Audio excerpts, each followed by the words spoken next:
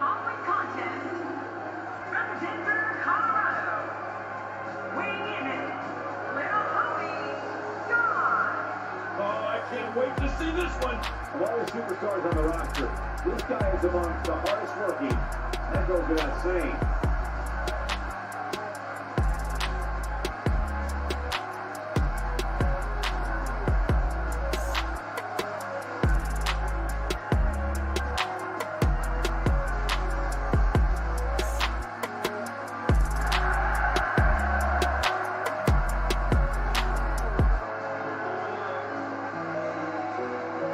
Definitely shout out to Don Chaos. We know you got our back, and we got your back too, man. Denver, Colorado all day, brother. We're definitely going to hook up with you.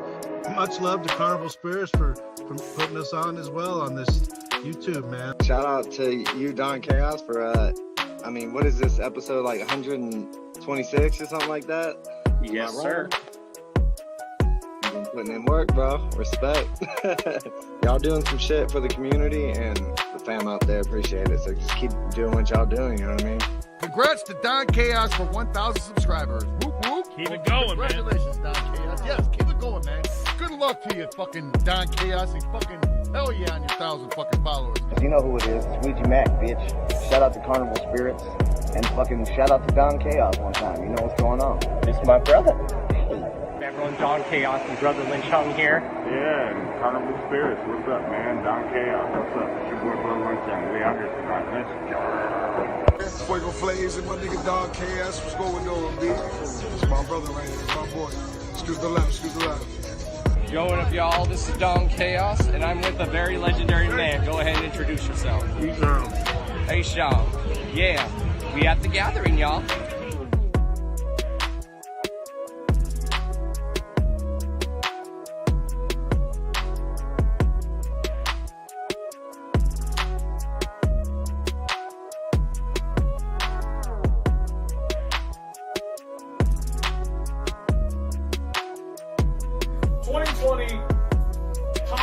Podcast/radio show of the year.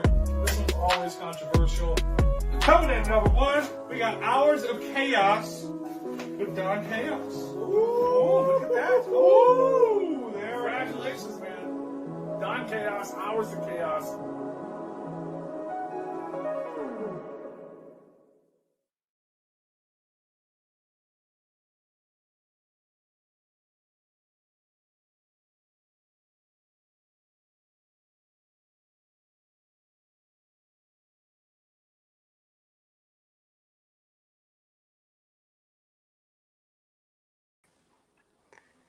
Yo. What is up, everyone? Y'all already know who this is. This is Mr. D to the O to the N to the C to the H to the A to the O to the S. Your friendly neighborhood JUGGALO, the Carmen Millionaire. If you don't know, now you know. And if you still don't know, chat, let him hear it. What is up to everyone in the chat? You guys already know. As promised, you are getting 2 Hours of Chaos podcast this week, as promised, to make up for last week. Of course, tonight is episode 59, y'all. 59, which means tomorrow will be episode 160. We are again, once more, on the road to the 200th episode of the Hours of Chaos podcast.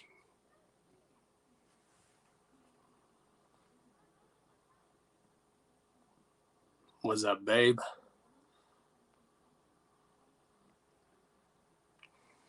So yeah, of course, our guest tonight is the one and only Big Chronic. Again, make sure you guys are sharing this all over social media, everywhere. Facebook, anywhere you can think of. Discord, everywhere.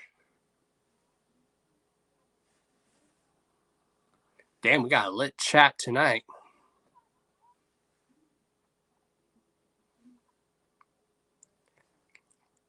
I love you too, babe.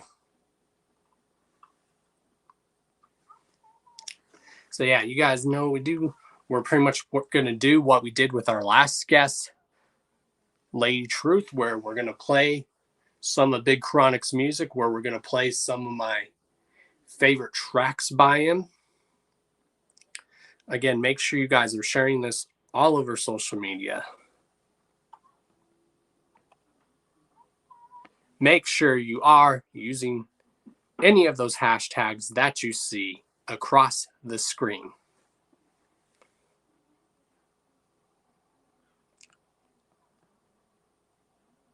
Also, for those that don't know, if you are watching exclusively on Carnival Spirits, super chats are welcome in the chat if you are watching exclusively on Carnival Spirits on YouTube. Of course, we're live on YouTube, we're live on Twitch, and we are live on Facebook. So let's get into some topics of the night, and then we are going to have our guest on. There's definitely been a lot of news dropping here in the underground, in the Juggalo world, you might say, and you hear it here on the Hours of Chaos podcast, where there ain't no bullshit drama.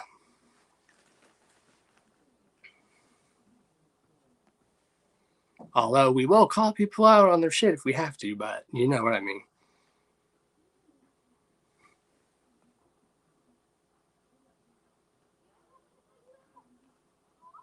So let's get into our first topic of the night, announcing. You saw it on social media. You're going to hear it first talked about, announced here on the Hours of Chaos podcast.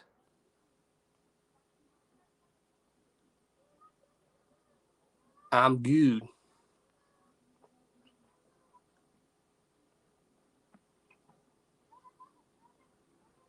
What up, IR8? What's good? What's good? So let's get into our first topic of the night.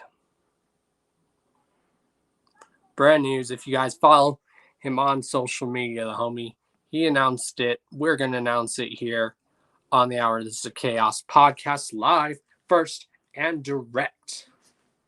Damn, I really look like a host now. Yeah. What you know about that?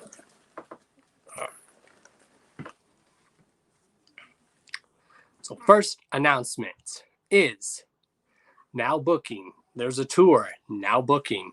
So make sure you guys hit up your local promoters and let them know, because this tour is going to be a very dope tour that you are definitely not want to miss. And I probably am going to definitely do my very first hosting or possibly this event. That event I can only be talking about. That's right.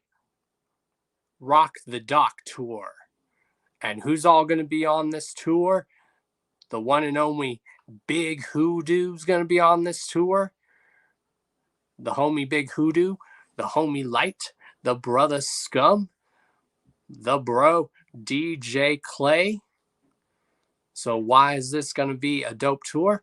Well, one, all four of these acts are dope if you've ever seen them dope live. And this is basically ear drug music. You know, Big Hoodoo representing ear drug music. Light representing Monstar Entertainment. Scum representing LSP. Lyrical Snuff Productions.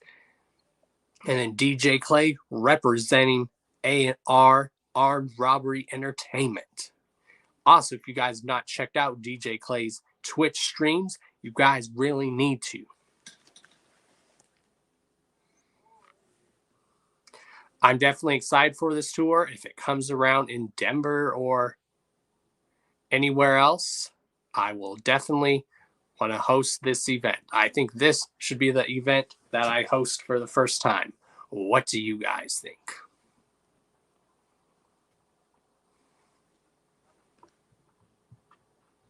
Yeah, that is a dope lineup.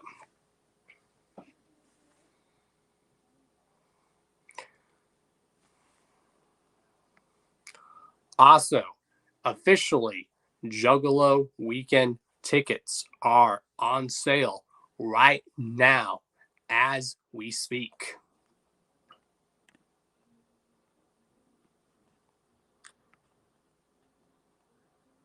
And it is going down in February 18th through the 19th. We're in Tucson, Arizona, y'all. Again, tickets are on sale right now as we speak. Of course, one of them is going to be, I called it. I said if it wasn't going to be in New Mexico, that it was either going to be in Arizona. Just remember, y'all, I called it there first. One of the nights, the 18th, is going to be the Insane Clown Posse Big Hair Metal Rock Heavy Metal Headbang, which the theme is going to be 80s metal band theme. So ICP is going to be doing like their music, but with like a rock 80s metal theme where they're going to dress like an 80s metal group. Also, that's the dress code for the theme of this is the hair metal, which is going to be dope. Hopefully I can try to make it. I would love to, because, you know, Tucson from Denver, where I live in Denver, is only a 12-hour drive. So, and then the 19th, the final night, will be ICP's Old School Heat, where it's just going to be nothing but old school flavor. So tickets for those Jungle Weekend are officially on sale right now as we speak. Told you guys, it was either going to be in New Mexico or it was going to be in Arizona. Inside info, y'all. Purely inside info. Just saying.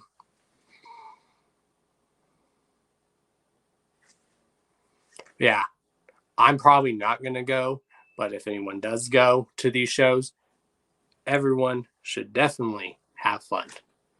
Again, because the 80s theme is going to be one of the Monster 5 coin shows. Right now, money's tight right now for your boy, y'all. Right now, so I probably won't be able to go. But to anyone who does go, y'all definitely have fun.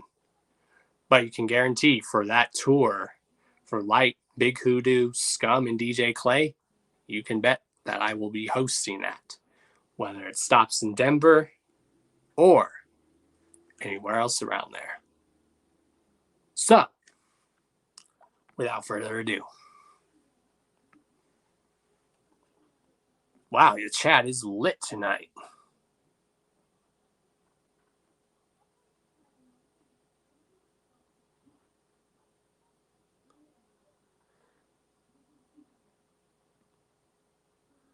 So yeah, how dope would that tour be? Especially if it stopped in Denver.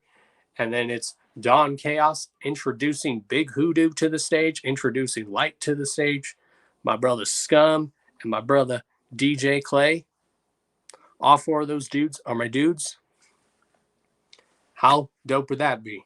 Because, you know, Dawn Chaos really knows how to introduce people and hype up the crowd.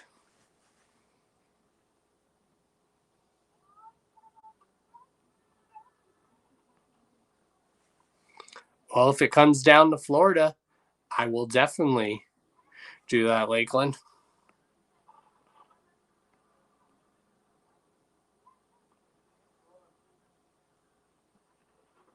Yes, there's the link to the Big Chronic Facebook group. Thanks to Nobody Man. So if you guys want to join the Big Chronic group, of course, links down in the description to our guest, Big Chronic, all of his links, all of his social medias, his YouTube, to where you can hear his music, the other places where you can hear his music. We are going to play some of his music tonight. We're going to play some of my favorite tracks from him tonight.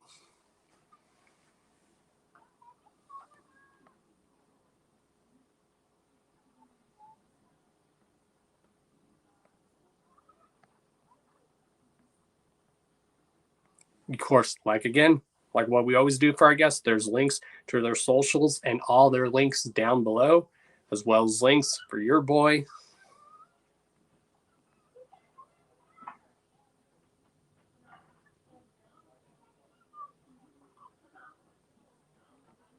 Man, this chat is lit tonight. You guys are awesome.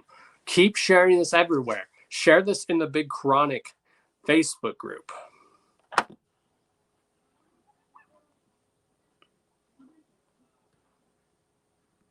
So let's go into some other topics. And then we are going to get a few more topics. Then we are going to have our guest on. Also going down soon is my homies at Crust Gang. Crust Gang, you guys should know, they're going to be doing their very first ever event going down. And it is going to be going down, y'all, March 18th. Trife Life and Crust Gang present Cody Manson and Worm. 15 is at the door with the homies Michael Lawless, Smokey the Bear, and Two Boots. So Crust Gang and Trife Life, LSP, will be in the house. So if you guys are near Indiana, this is a show you definitely don't want to miss. $15 at the door, 21 plus. And then I think there's going to be an after party, from what I heard. That's going to be totally free.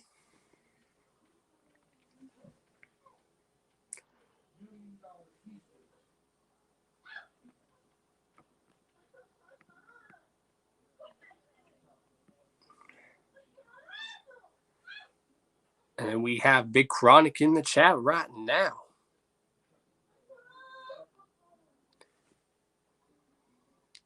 And then what else do we got going on? Don't mind the noise, y'all.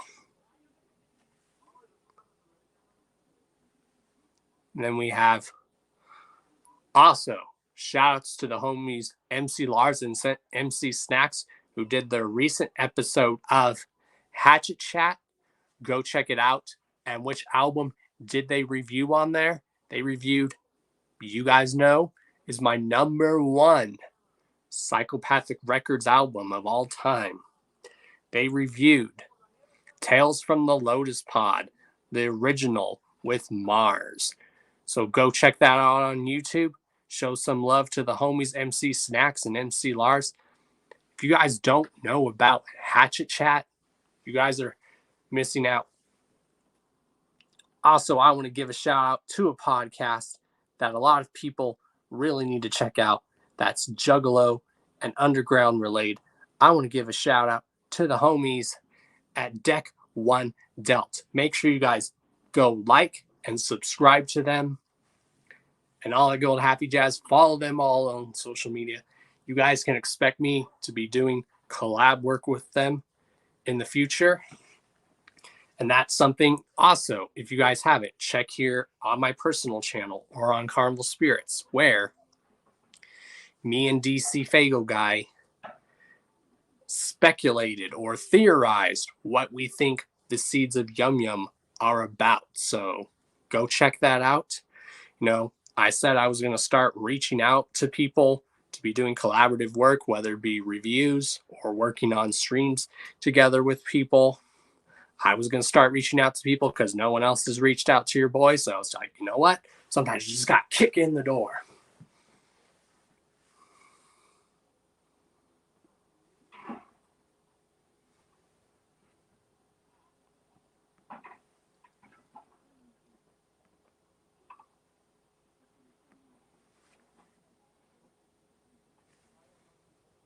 So yeah, y'all, definitely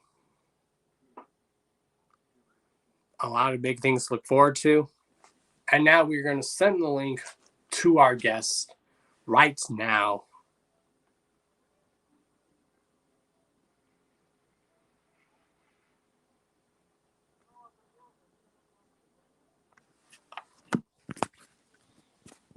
So yeah, I'm going to do more collab work with people on streams, videos, because I've been reaching out to people because no one else has reached out to your boys. So sometimes you just got to reach out to people, or you just got to kick in that door, y'all.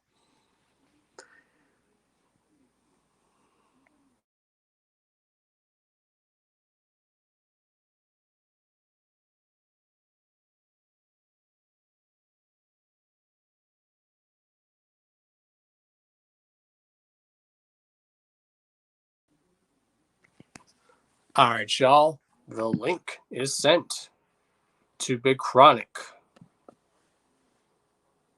Let's get a Big Chronic chant in the chat, y'all. Again, if you guys are watching exclusively on Carnival Spirits, again, super chats are welcome.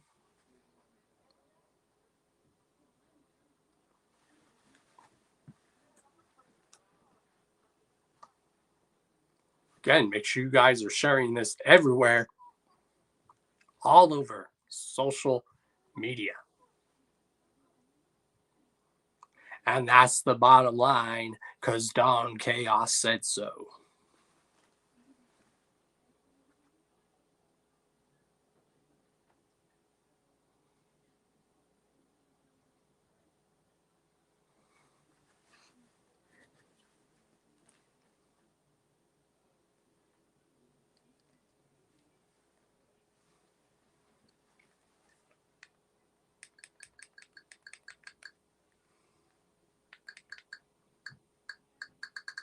Get the volume ready for the music. There we go. Again, this is the Hours of Chaos podcast. You guys should know. Again, make sure you check all the links down in the description for our guests tonight's Big Chronic's social medias, as well as your boys' social medias. Because we got it. Always our guest covered. All right, y'all, let's give this man the proper introduction. Ladies and gentlemen, boys and girls, please welcome. He may smoke a lot of chronic. He might be big. He is Big Chronic.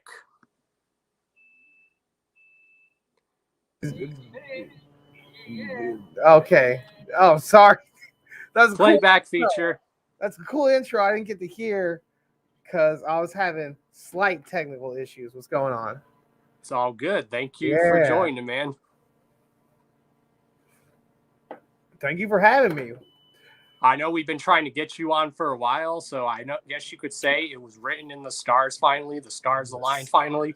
They did. And I was seeing it outside earlier. It was pretty cool. How's my mic sound? Am I using this? I can't be. It's got to be this mic. We're good. You sound good to me. Great. So how you doing, man? I'm doing horrible. I committed a murder a while ago. Look at that. That's real. I'm doing fine. How about you? I'm doing pretty good. Pretty good. You should be doing better. I just smoked a blunt before I came down here, so I'm high. So, Hey, wouldn't it be a Big Chronic interview? Woo! I didn't even think about it like that. Look at you. Look at you. I got the green beard. I'm out here smoking the reefer. So yeah, I guess what we'll do is you have the floor where we let you briefly introduce yourself, like who you are, where you're from, like just a little brief history, and then we will ask with the questions more about your history and whatnot. The questions. Then the questions begin. All right. Well, my name is Big Chronic. I rap and do stuff like that. I'm going to look at the camera. It's been a while. I used to do YouTube at times. You see some people in the chat. They followed me on YouTube. They followed me on Twitch. I don't do it anymore, but maybe I'll start a little bit. I'll get real close. Hi. How have you been? What was I talking about? Oh, yeah, me. My favorite subject. So now, where'd you go? Oh, never mind. So now I rap again. I'm back again to rap more. I used to rap in a group called Wasteland Warriors back in the day, forever ago. But now I'm back again to rap some more. I'm from Parts Unknown. Ooh, you like wrestling? I have. That's what makes me happy, because I was like, oh, I haven't heard that. That's good. I mean, it makes sense since the way that I introduced you. Wow, I didn't get to hear it. What'd you say? It was like a wrestling intro. I'm like, ladies and gentlemen, boys and girls. Like, what's the name of that announcer? I always forget his name. Oh, now your mic's off.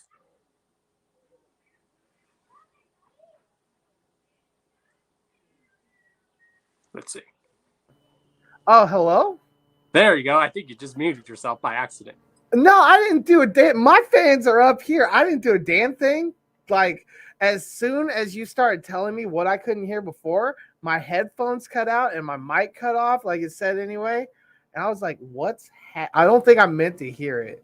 They don't want this man to speak, y'all. They don't want me to hear what you got to say, so you got to be talking some shit.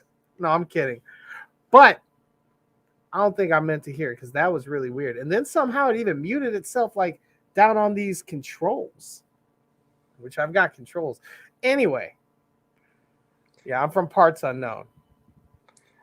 Hell yeah. Obviously, you've been a juggalo for quite some time, so I guess we'll ask with that question. How did you discover ICP? I was just talking about something like this earlier today. You remember like LimeWire? Mm-hmm. And then you remember before LimeWire, there was Kazaa? Yep. So in like sixth grade, my friend at the time, his name was Alex. He downloaded some motherfucking songs, like a bunch of them. I was sitting on the phone and we were just talking on a long ass cord phone. We were all on there. Three-way calling, if you remember that. That used to be the jams. Yep. And then so he played me these like crazy songs that he downloaded. And of course, it was, Boogie Woogie Woo and the Nedden game, which it was called on there, the dating game. Because that was the way to do it back in the day. But yeah, so then a little bit later, my grandma took me to the store and she bought me the Ringmaster. And that was how it started. I was in 6th grade. Just a little boy. Yeah, when I discovered the clowns, I had been like maybe in like 3rd grade or something. I was like 7, 8, or 9. And here I am going to be 32 this year. I'm 31. Look at us. Old Goddamn, people. we're the same age. No, you're older. I'm the young man here in this interview. I'm a dazzling young gentleman. Debonair, they might say. Hell yeah. Well, when did you actually start rapping? Like, tell us when you started rapping. If you like, how my old were you? first my first forte into rap must have been when I was like 13 or 14. Because I remember, I just recently remember this not too long ago that I recorded this album that sucked so horribly bad. It was the worst album I think anybody has. You've heard Golden Goldies? Yep. Far worse. So bad. But in any case, when I was like 13 or 14. I remember I went by Killer Clown. It was horrible. And you can't find that. And then I became Dr. Death when I was like 15. And then I actually got a following on MySpace. I was kind of a MySpace rapper a little bit. I had like a couple million views. I probably did follow you by that time because I remember those MySpace days. I was following a lot of people. Yeah, that used to be the way. I think like Tech even has like Tech or someone on Strange has some about like being a MySpace on MySpace and people listening to his songs on there. And I'm like, yeah, that used to be a thing, but it was like written at the time of that, so they were going on about how dope that was. Yeah, and that was cool back then. You could like add someone's song and you can like make it as a playlist on your page. That was always cool. Yeah, man. And then so I did that for a while, and then I changed my rap name a few more times, and I became Stank Nasty and the Wasteland Warriors. I don't know if you heard of those guys. That sounds very familiar. Yeah, that was in like 2013 to 2016. Actually, 2011 is when our first album came out. Look at me. But yeah, I did wrestling. I've been in the squared circle. I was a wrestler. You ever wrestle?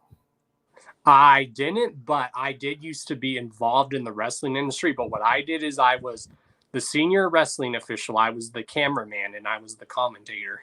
I've commentated.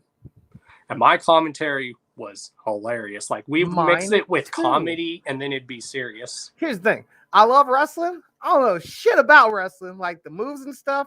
And like I might be able to remember the wrestler's name, but I will give them a nickname every single one. And some of them love 90% of the time they love it. So one time I was doing a show, I forget where it was, but the dude, like the head dude came out and he had beef. And I was like, bro, you got me to do commentary here. Like you came to my shows that I've done commentary at. You were like, we want you to commentate.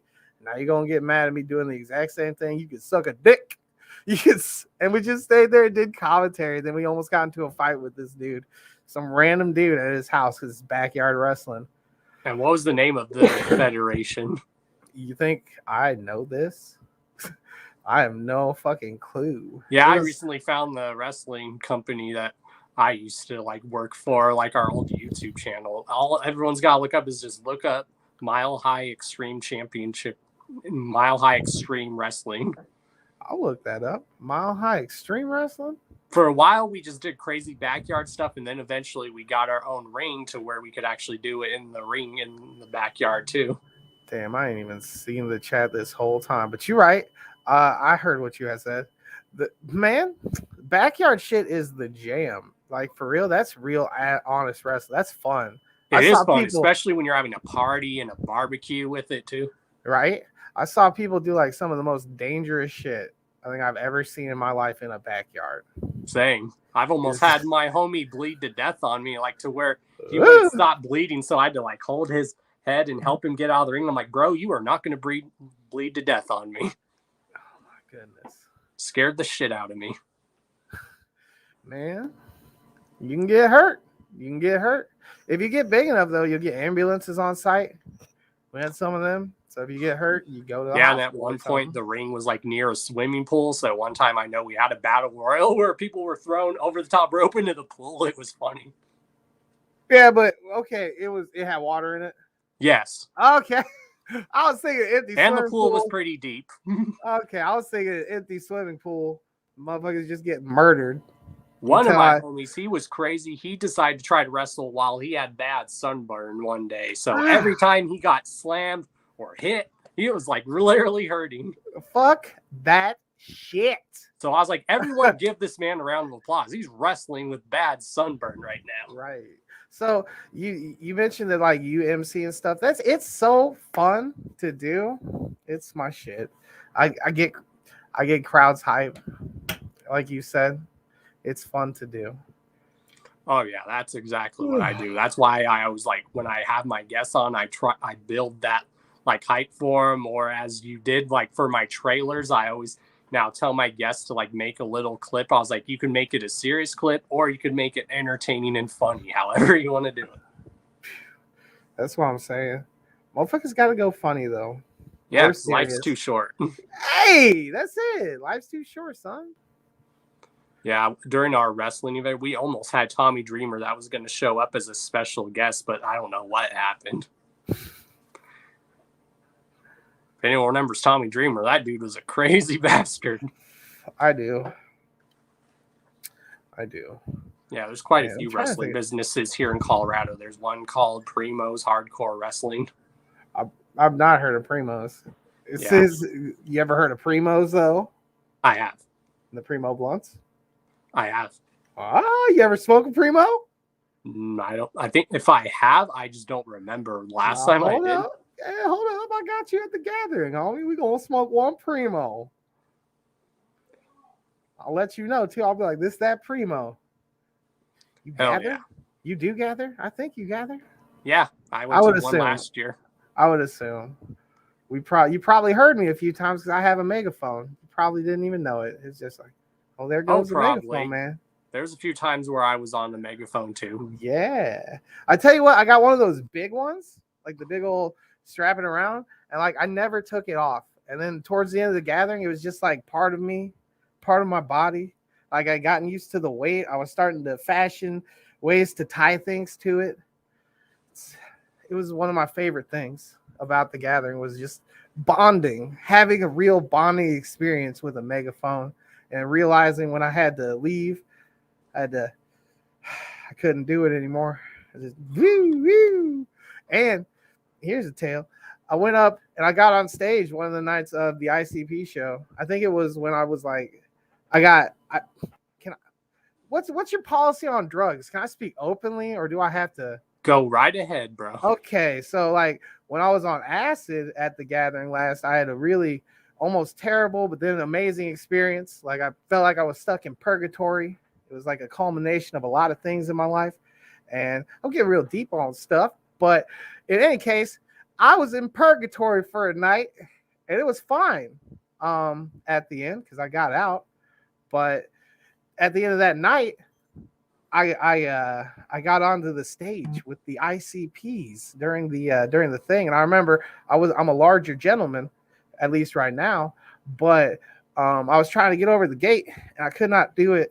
Oh, this isn't even that night. This is the next night. Fucking the gathering. I think I was tripping that night too. But what can I say, man? In any case, my megaphone got all this Fago in it because it was the Fago Armageddon. It stopped working and I had to put it down for like, I don't even know, like 12 hours. And it was the worst, because you got to have that megaphone. You got to be loud.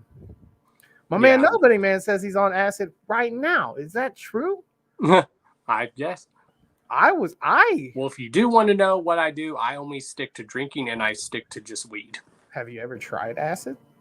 No, because the reason why, because I don't know how my body would react to certain stuff because I have like a major heart condition. That's why. Well, yeah, that's fair. That's a fair reason to try it and to not try acid. Yeah, because when I at least smoke and drink, I'm just mad chill at least. Yeah. And I pretty much act like I normally do. Take a little happy at the lathering of the buffaloes. Just like the one thing I was getting people going at the gathering last year is if I saw someone with the megaphone, I'm like, give me the megaphone really quick. And they're like, okay. And I'm like, attention gathering the juggalos. Can we get a, oh yeah. Maybe I did do that. I seen anytime anyone walked up to me and asked for a megaphone, I gave them to him. So yeah, and that was the thing we were really getting started at the gathering. And my home girl literally made a campsite with a banner that said Camp Oh Yeah. I think I remember that. It's good times. Take me back. What up, Tyler Dobbin? And how did you actually, let's see, you played the ICP Patreon, so tell us, how did that come about? I bet when that happened to you, you probably did mark out a little bit. I know I would. A little bit. Well, I can give you the full story. Share it. Okay. So you remember when they opened up Psychopathic Studios to like in-person interviews before the vid, like right before the vid? Yep. So they also opened up the Lotus Pod for recording, and I was like, oh shit. So I had a little bit of money, and I was like, I'm gonna book up like 4 or 5 hours in there because they were only doing like I think 70 an hour. No, it's like $65 or 70 or 90 somewhere. Any case, I booked up like 5 hours, and I went up there, and then they had to bump my time back because they had wanted to put me in the because I wanted to do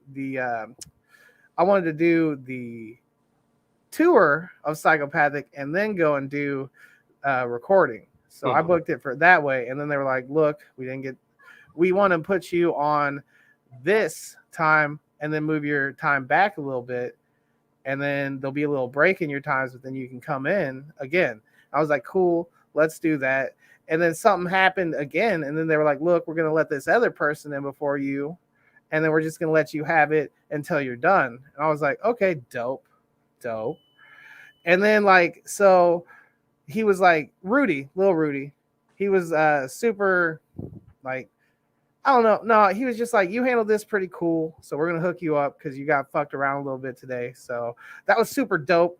And then when I was recording in there, I recorded like 3 songs. And I recorded a different song that I didn't even know if I was going to record in there because it was just for fun. And that was, if you've seen the Patreon shows, then you know that I've done the Britney Spears cover. Yep. The Oops, I Did It Again. So I recorded that there, and that got everybody in there, like in the whole building at one point was in there listening to this song like, man, this is dope. Like, even though it's funny, and they were just like, he actually did a good job doing this. And like, so in any case, everyone there was loving it. And I was planning to go to Ballas on a boat just to chill and go to see ICP Ballas. Like that was before I even thought about recording there. I was like, I'm going to Ballas on a boat. I'll see you guys up there. This was super cool. And then when I was walking out, they were like, yeah, maybe you could open it.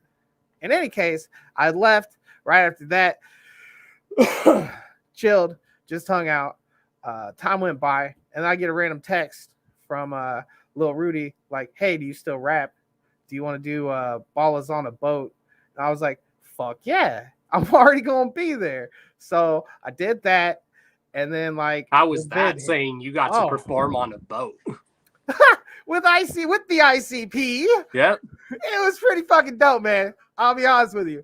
Like you said before, I was a juggalo, like, pretty much my life, right? Mm-hmm. So, like, and not ever once did I stop, like, ever. So, like, and I'm one of those ones that I was hardcore, like, hard fucking core. Like, that's I only wore, like, psychopathic shit every day, maybe a little bit of strange, maybe a little bit of sub noise too, but mainly psychopathic, mainly ICP. And so I got labeled as the ICP guy at my school. Same. And there was still juggalos at my school.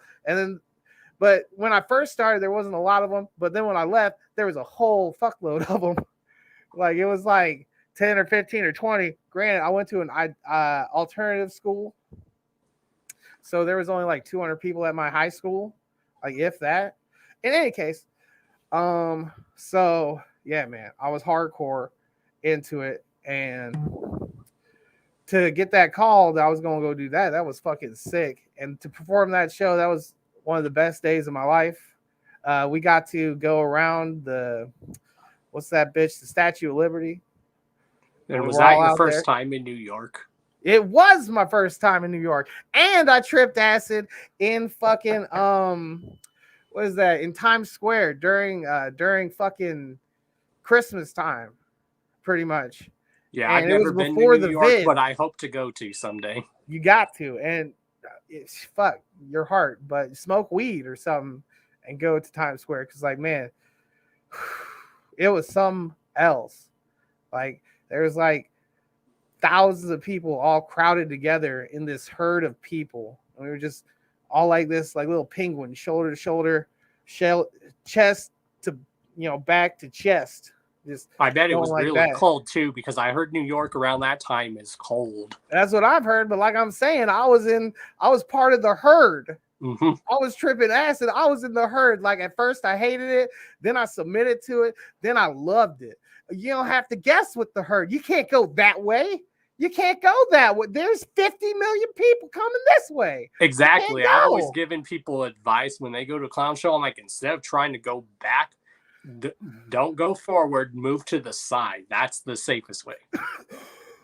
Here's the I've noticed in this Ballers on a Boat was like crazy, because when ICP came on, man, like, it all compacted, and you can try to fight and hold on to where you were at, but you're going to get compressed, and the compression is where it started, and then it just started flowing.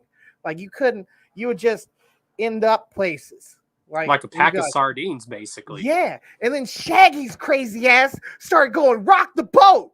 Everyone was trying to rock the boat, so it was all going one side of the crowd, compressing to this side, and the other side, and then you compress to that side, and compress, and the boat was rocking, and we was going to capsize, and Vajay jumped out, and he swam to the savior, and he fucking held the boat up, and it was super dope of him, man, because it was mad cold, like you said, New York in that time. Oh yeah, that all happened. The reason why I want to go to New York is the reason I want to go is to Ellis Island, because you know how they have that long list of like all the immigrants' names of people that came through there. Well, my great grandmother's is one of the many names that's on that wall. Oh shit. Yeah, when she came to America, she had to go through Ellis Island, and that was hell, from what I was always told. Yeah, that's what I've heard too, man. I don't know how my family came into this country. I'm German. How was that even playing at the Lotus Pod that you were saying you got to record in the Lotus Pod? Man, that was pretty fucking dope. And you were probably like, damn, history in this studio. I'm standing where the greatest of all time, in my opinion, the ICP, the GOAT of music. Queen is a contestant as well, but nobody has the storytelling or the vision of ICP and the story that they've told over all of the years. And because they have so many layers through their music, they could be funny, serious, That's straight it. wicked. Then That's they can just be straight comedy. That's it. The greatest of all time, the GOAT. And I've never seen many acts that can do that, that can be like so diverse and like nail it perfectly. It's very rare. And I always say their music is timeless. They're like one of those groups you have to see at least once in your lifetime. For sure. And like I had this thought, and like it's a real thought, that like one day they're going to be looked at like how we look at Edgar Allan Poe now. And Like, they're starting to. They're starting to get that respect. It's already starting, and that's the way it went for him. He was hated most of his life, and towards the end, people were like, "Actually, this is kind of dope." And then when he passed, his work never left. It was just in the ethos of human existence. And how many times can you say that rap's going to be huge forever? Rap's going to be known forever. We always, well, at least for like 500 to 1,000 years, rap's going to be known. So for at least that time, how many times can you say that there was, or at least the first, psychotic serial killing clowns that, you know, did all kinds of shit? It's going to go down in human history. They are. Like, they're just timeless. And it's crazy how they're now considered like OGs in this stuff. I'm like, yeah, because they technically are. They are. They've been going since the 80s. Yep. 91 is ICP, the Insane Clown Posse, but come on. I mean, it's like how Jay said at the seminar at this past gathering. They've been putting in this for 30 years, like half their lives. When they first came out, Shaggy was only 16. Now he's almost 50. That's it. That's nutty. Time is weird. It is. Time is fucking crazy, man. And you recently even performed at the New Year's show, so you've actually been like getting more connections with them perfectly. I performed at I did Ballers on a Boat. I did Hollow Wicked in Jay's house. I did what other ones? The 3 Ring. I believe you did Prom Night Massacre, didn't you? Yes, that's the next one I was gonna say. And then what's the one you said? Oh, New Year's. That just happened. Dang, so that's a lot. There's a few of them, once or twice. And the bitch is that these are the only concerts I've done since I started rapping again. Like, I've only done shows with ICP because I stopped for like 6 years. And I started again. And like, those are the only ones I've done. So, and how was that playing at Jay's house? It was kind of weird. Like, it was a really small stage. But did it feel more like intimate in a good way? No, yeah. It was awesome. It was really cool. Like, once again, another one of the greatest moments of my life was doing that. Jay, I'll say he's got a very nice house. It's very respectable. It's not what some people would think he would be living in, like something big or fancy. It's just it's got fancy aspects, but it's just something like a regular person would want. It's exactly not like I remember someone saying it was like your typical like middle class like family home, basically. That's it, and that's what he is when he's not violent, motherfucking Jay. When he's there, when he's in his dojo, when he's in his sanctuary, he doesn't need to be like comfort zone, as you say. You don't want to be like having to be flashy or having to put that on. You just want to be your natural self, and if that's who he is, then exactly all around. Yeah, and it's cool when like the people that you look up to like give you props. Like they started giving me props in like 2008 on social media. Like they gave my channel props and my show. I'm like, what? That's fucking sick. Ever since then, I've just been riding that wave, and I continue to do this show. The reason why I like to do this show, because I like to drop news, and then I like to bring artists like you on and help get you guys out there and help promote you guys. Well, I thank you for it. And I wanted to give you a shout out, but I'm high, so I forgot. I'll probably do it now. You can do whatever you want with it, but shit, hold on. You know, shout outs to Don Chaos. He's the motherfucking shit. He's the homie, and the Hours of Chaos podcast. Play the shit. Just keep doing your shit.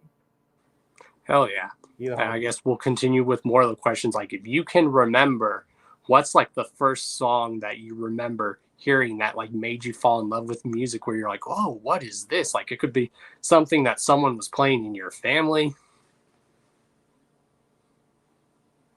Me, I know everyone listens to music that their family listens to, and then they branch off and do their own thing.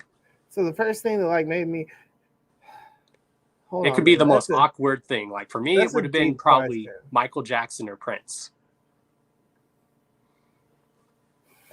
Yeah, for sure, those two. The thing that made me fall in love with music is, I think I've been in love with music my whole life. Because like I'm going back, like all the way back. I just remember. This is about to be a weird answer, but I remember hunting for bees with my I had headphones on, and like I was in 4-H and I would collect bugs, kind of like SpongeBob does, those motherfucking jellyfishes. I was out there collecting bugs and shit. I was with my aunt. She would take me to the park, and like I had my headphones on and I would listen to classical music, and I would be like, damn, this is pretty beautiful out here. This classical music going in my ears, looking at being in the splendors of life. You know what I'm saying? So and I would have been mad young. But even before then, like I think I've just always been in love with music. Same here. If you want to know, like the first time that like I was like, whoa, what can this music can be this? Yeah. For sure be when I heard ICP for the first time. Because like that was as far away from any music I'd ever heard. Like I heard like Ludacris and like rap like that, and that's still my shit forever. And like Nelly, I was just jamming to some Nelly the other day. That's my jam. All music. But I didn't hear Lynch before them. I didn't hear anything like that. And I've always loved horror and stuff like that. And I was like, oh my God, you can actually, this is like horror movies in musical form. And I can listen to this and it sounds dope and I'm with it. So yeah, a lot of that early 90s like horror rap was like dope. Like Flatliners, whoo. I know of them now. Which I had the honor having those dudes on the show, which was dope, and interviewing them. Well, that's sick. I can't think of any songs off the top, but I know the name. So with my memory, I'm gonna have to look them up though. You said they're early 90s shit? Yeah, it was like that. They came out like 94, like in Death Jam type shit. No shit. And one of the members is actually one of the members of Run DMC's nephew, and he's actually the nephew of Russell Simmons, who used to run Def Jam Records. Russie Simmy? Okay. So that was a pretty big interview for me when that happened. I fucking bet. That's dope. And how they even said, bro, we can hook you up. They're like, we could hook you up with interviews with Redman or all that. I'm like, damn. You making it. Did you do your interview with Redman? Not yet. It's going to happen. Soon. It's going to happen. That's soon. A good interview. I recommend you watch. It's worth the 2 hours. Okay, I'll check it out. I'll check out that one. Hell yeah. Flatliners. I feel like I've listened to their shit. Like one of their most popular songs is the song called Sonic Boom. Sonic Boom? How's it go? Rap. They go boom in the head, Sonic Boom, and they're just like straight rapping like fast in a very cool way. Okay, man. See, I love 90s music, so like I want to. They came out around the same time as Gravediggers, if you remember that horror rap group. Gravediggers? Yeah, that was like RZA of Wu-Tang Clan's like side project that he did. What is it? And they would wear like the grills, but they would be like vampire fangs and shit. Damn, I ain't never heard that. But you got a troll in your chat. I see him. See the troll? Well, thank you for letting me know. Oh, I'm on it. Like I said, I used to be a streamer, so I've got trolls. This might be my doing. I'm gonna be honest with you. I got trolls. So. And I guess we'll even ask you like this is a cool answer that we always ask our guests because they'll always give us like different answers. If you can remember, what's the first album you remember buying with your own money?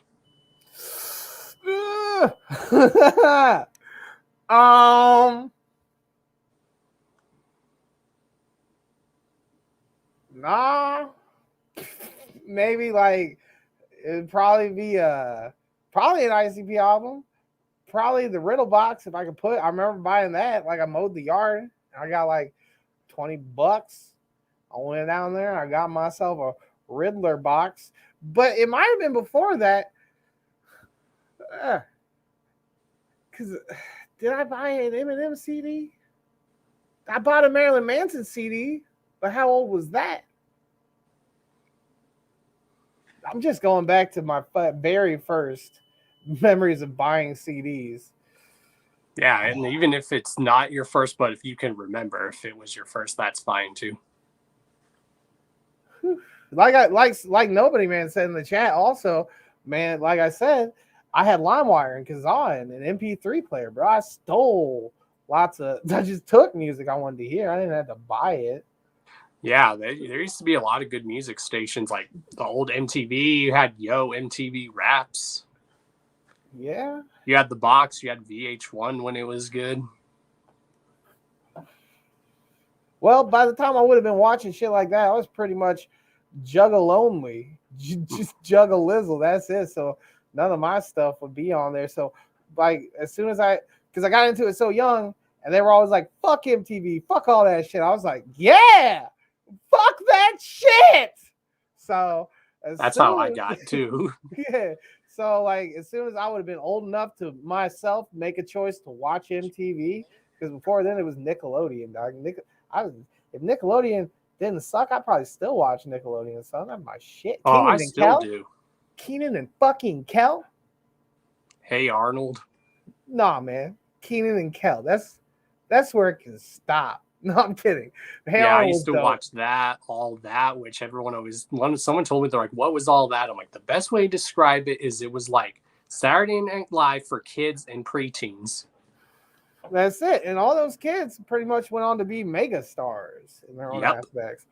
Like you watch Good Burger, that movie's still funny to this day. It's like, It'll how did I always get be away funny. with watching this movie as a kid? Because some of the stuff they say in that movie. When Kel is going to get lucky with that lady. Yeah, that and I one was lady. like, wow, they're actually, not only are they idiot cashiers, but they're like pretty much stoners when you look at it too. Kel is a stoner. I don't know if Kenan Oh, he partakes openly very much. admits that he smokes weed. Where? What happened?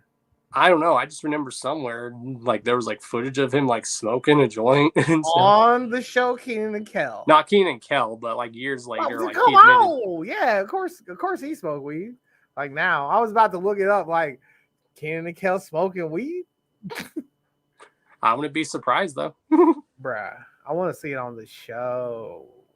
Yeah, the first time I heard about ICP, I didn't know, but then a few weeks later, I knew they were a group. But at the time, I found out about them through wrestling, so I thought they were a wrestling tag team. Oh, that's dope. Where'd you find out about that? Like, and when they did WWE back in like '98, I was like, oh, they're a tag team. And then years later, a few weeks later, I see kids at my school repping that. I'm like, oh, they're a music group, and they're like, yeah. I'm like, oh, they're a rap group. And then when I hear this music about Faygo, I'm like, oh, I can't drink that. It's probably like a type of alcohol or something. And then I'm like, oh, it's soda. It's pop. And I can take a bath in it if I go and watch them in concert. Oh, lucky day. And just ever since then, when I was about 7, 8, or 9, I've been along here still. And here I am almost 32 still. Well, that's the way to do it, man. You can't be no bitch turncoat. And what was actually your first show, if you remember, that you went to? Shit. You talk about just regular concerts, psychopathic. Mine at the time was like 2007, but because back in those days, again, I was too young, and there was no way my parents were not going to let me go to that shit. There's no way. But then as I got older, like in my teenage years, they stopped caring. All right, it's going down there. It's going down. I might have to shoot a gun. Oh, man. It's going down live, yo. Fire for real. You started a fire.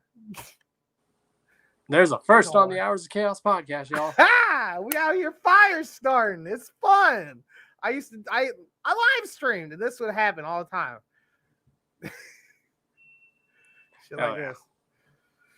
Doobie doo out here starting actual fires, real life fire. You didn't get to see it because he took care of it, but it happened. Yeah, what was I I even remember talking at about? the gathering in 2019 when they started that fire with the couch, and they They just made burnt that whole. that couch. That was just funny, and then What? everyone's like, "Fuck your couch, fuck your couch." That's all I'm saying. That's all I'm saying. Yeah, bruh. That was dope. All the way up I until people maybe had started. a hand in some of that, maybe. Man, I was tripping. I got blown up that night, like legit, because I was tripping. Yeah, and it was the first time I'd ever done Molly, so I did them together, and I was fucking lit. Like it was awesome. ABK came on there. It was the best. It was the best. And right before ICP comes out, first concert shown up. Right before ICP comes out, somebody accidentally, I guess, kicks over one of the mortar tubes, and it goes off, and it fucking like.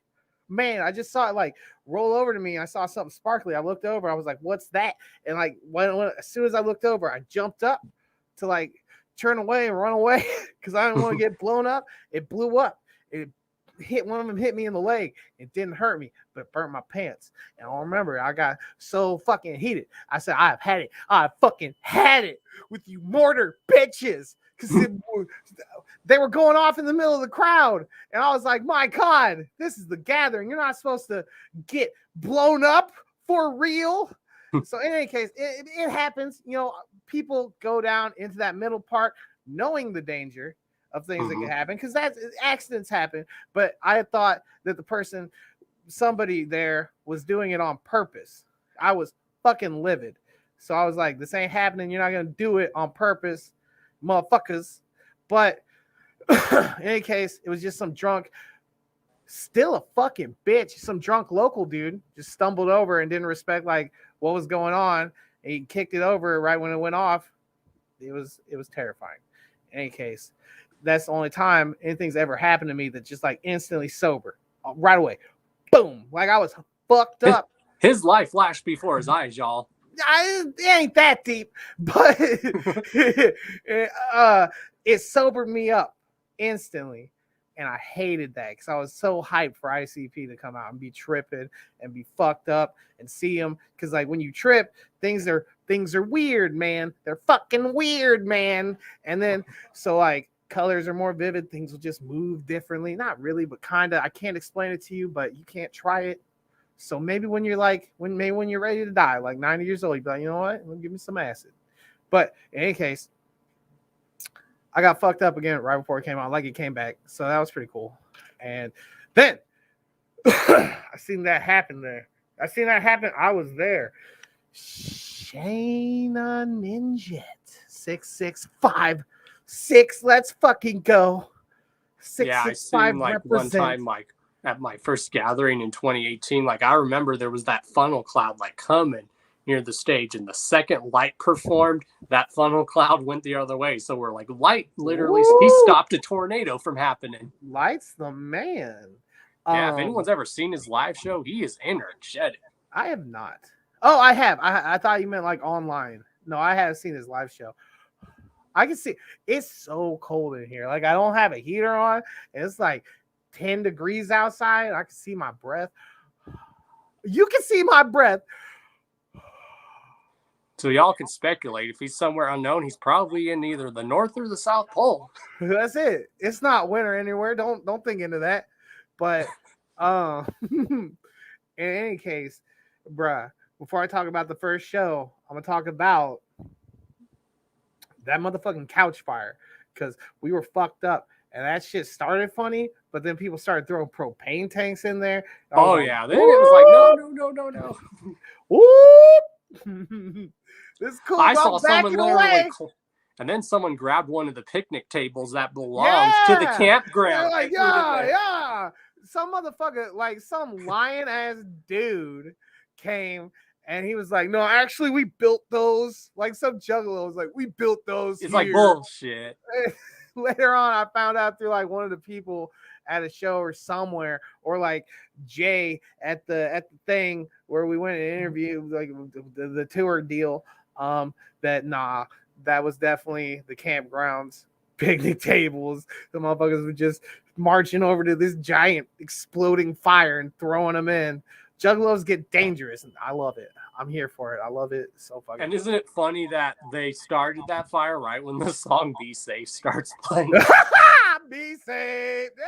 No. And then what plays after their whole set is they play like some crazy hardcore shit by Slipknot.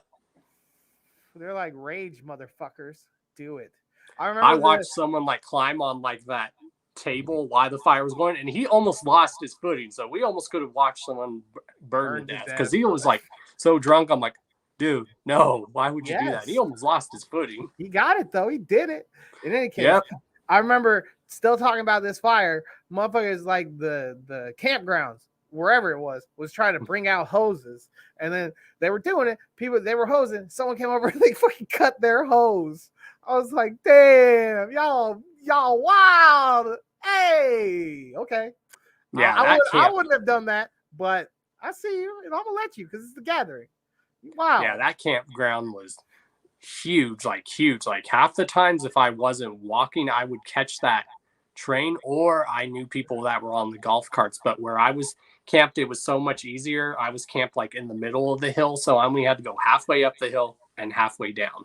You remember when that motherfucking train crashed and then there was no trains up that bitch ass? I mean, you couldn't even go up the hill, but like around the rest of the ground. Like even if you were going to the very top of the hill, that train, fuck that. I'm sitting on this thing for 10 minutes with some cool people. I'm gonna yell at people rather than walk up this hill and hate my life. Hate my fucking existence. Cause I was fatter then. Like I'm like 280, right? 280 something right now. But then I was like 320, 330, 340, somewhere around there, because I got all the way up to 400, but I was somewhere around there. And every time I go up this motherfucking hill, I had a little chair, I would set it up, I'd sit like halfway up, I'd pout about it, I'd be mad. I mean, I don't want to go up this fucking hill to get to the goddamn main stage. Fuck this hill. Yeah, out of all the gatherings I've been to, I would say I like Legend Valley better because it's easier to get from one point to the other so easily. It was great, and I camped right under a dinosaur's asshole.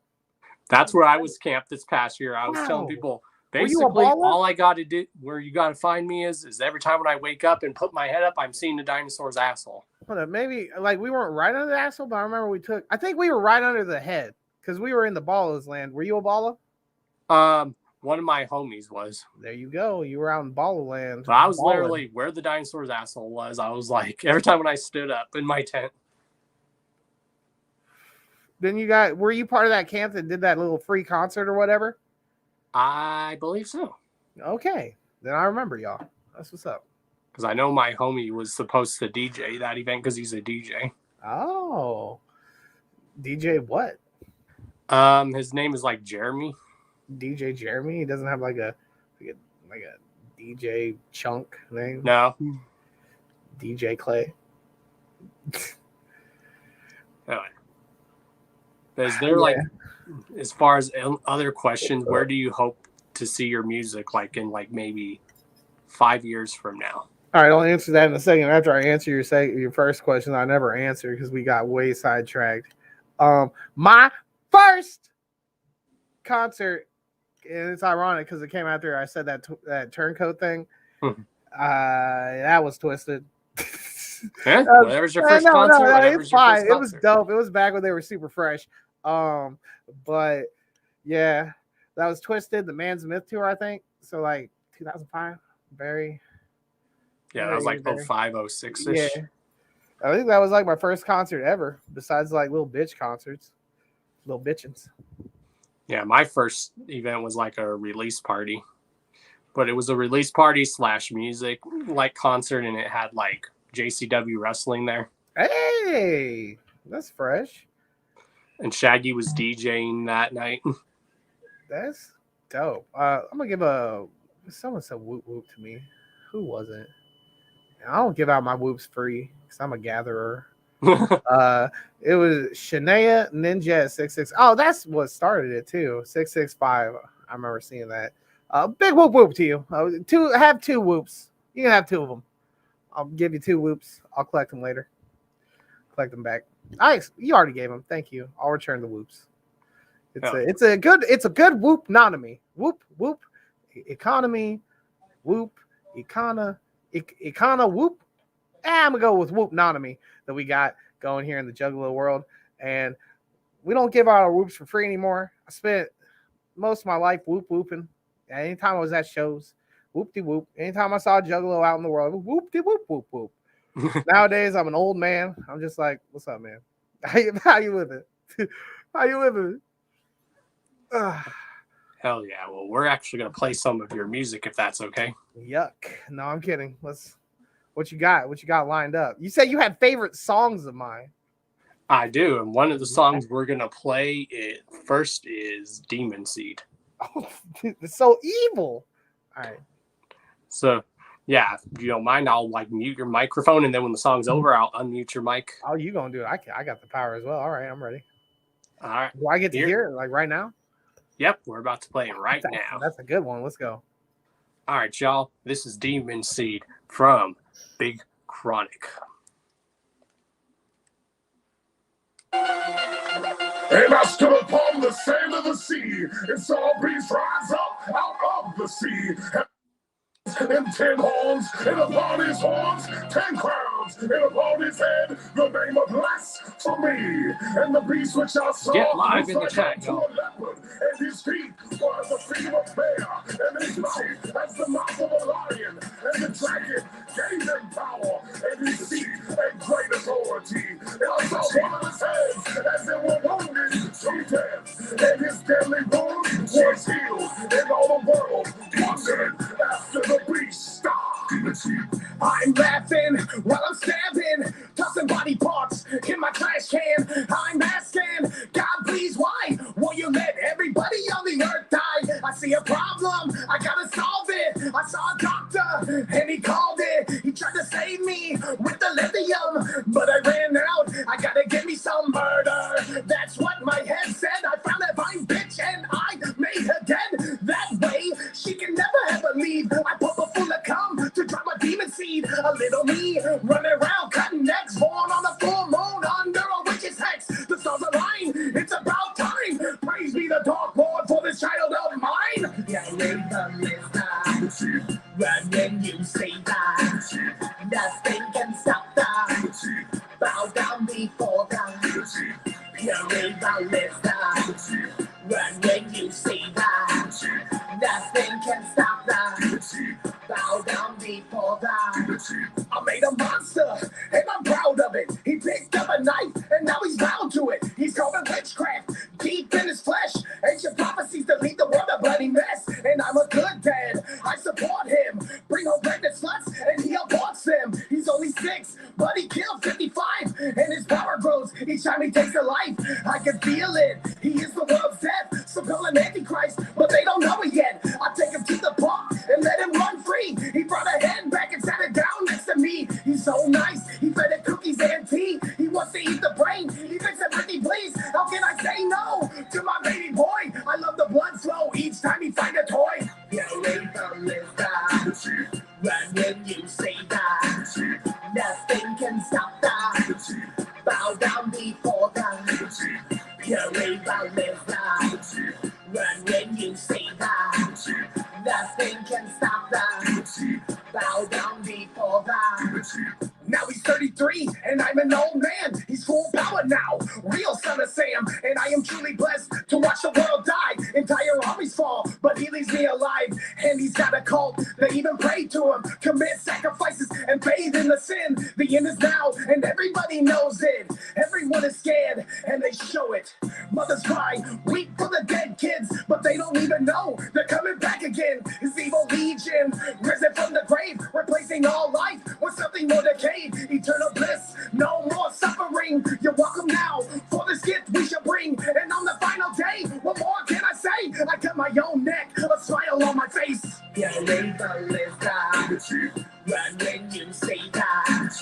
Nothing can stop that. Bow down before God. Pure Raven lives die. Run when you say die. Nothing can stop that. Bow down before God. Pure Raven lives die. Run when you say die. Nothing can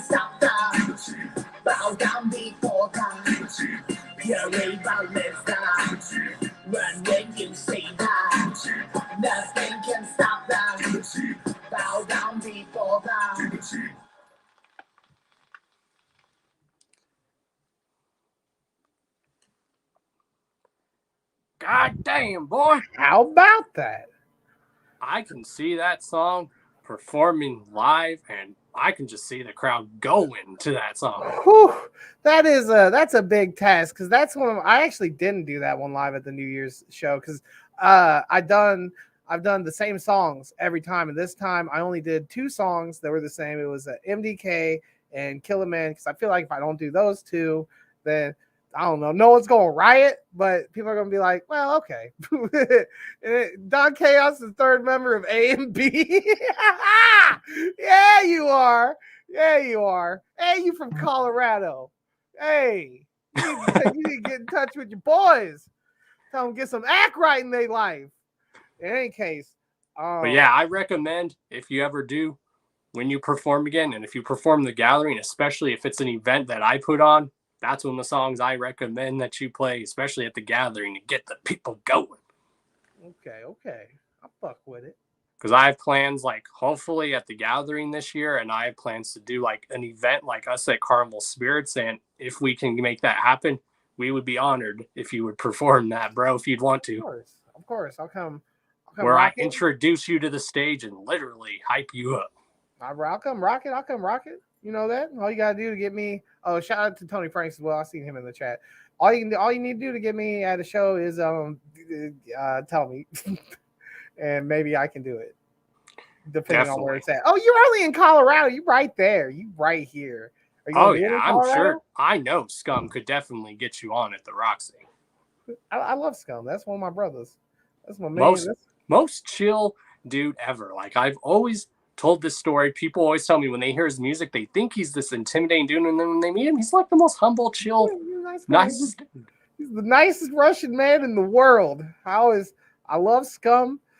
We used to have so much fun together. Could we expect you guys to maybe do a song with each other in the future? Woo, maybe.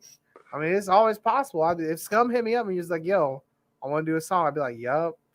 I know. He's one of those people that it's like, even when he raps in Russian, it just sounds straight awesome.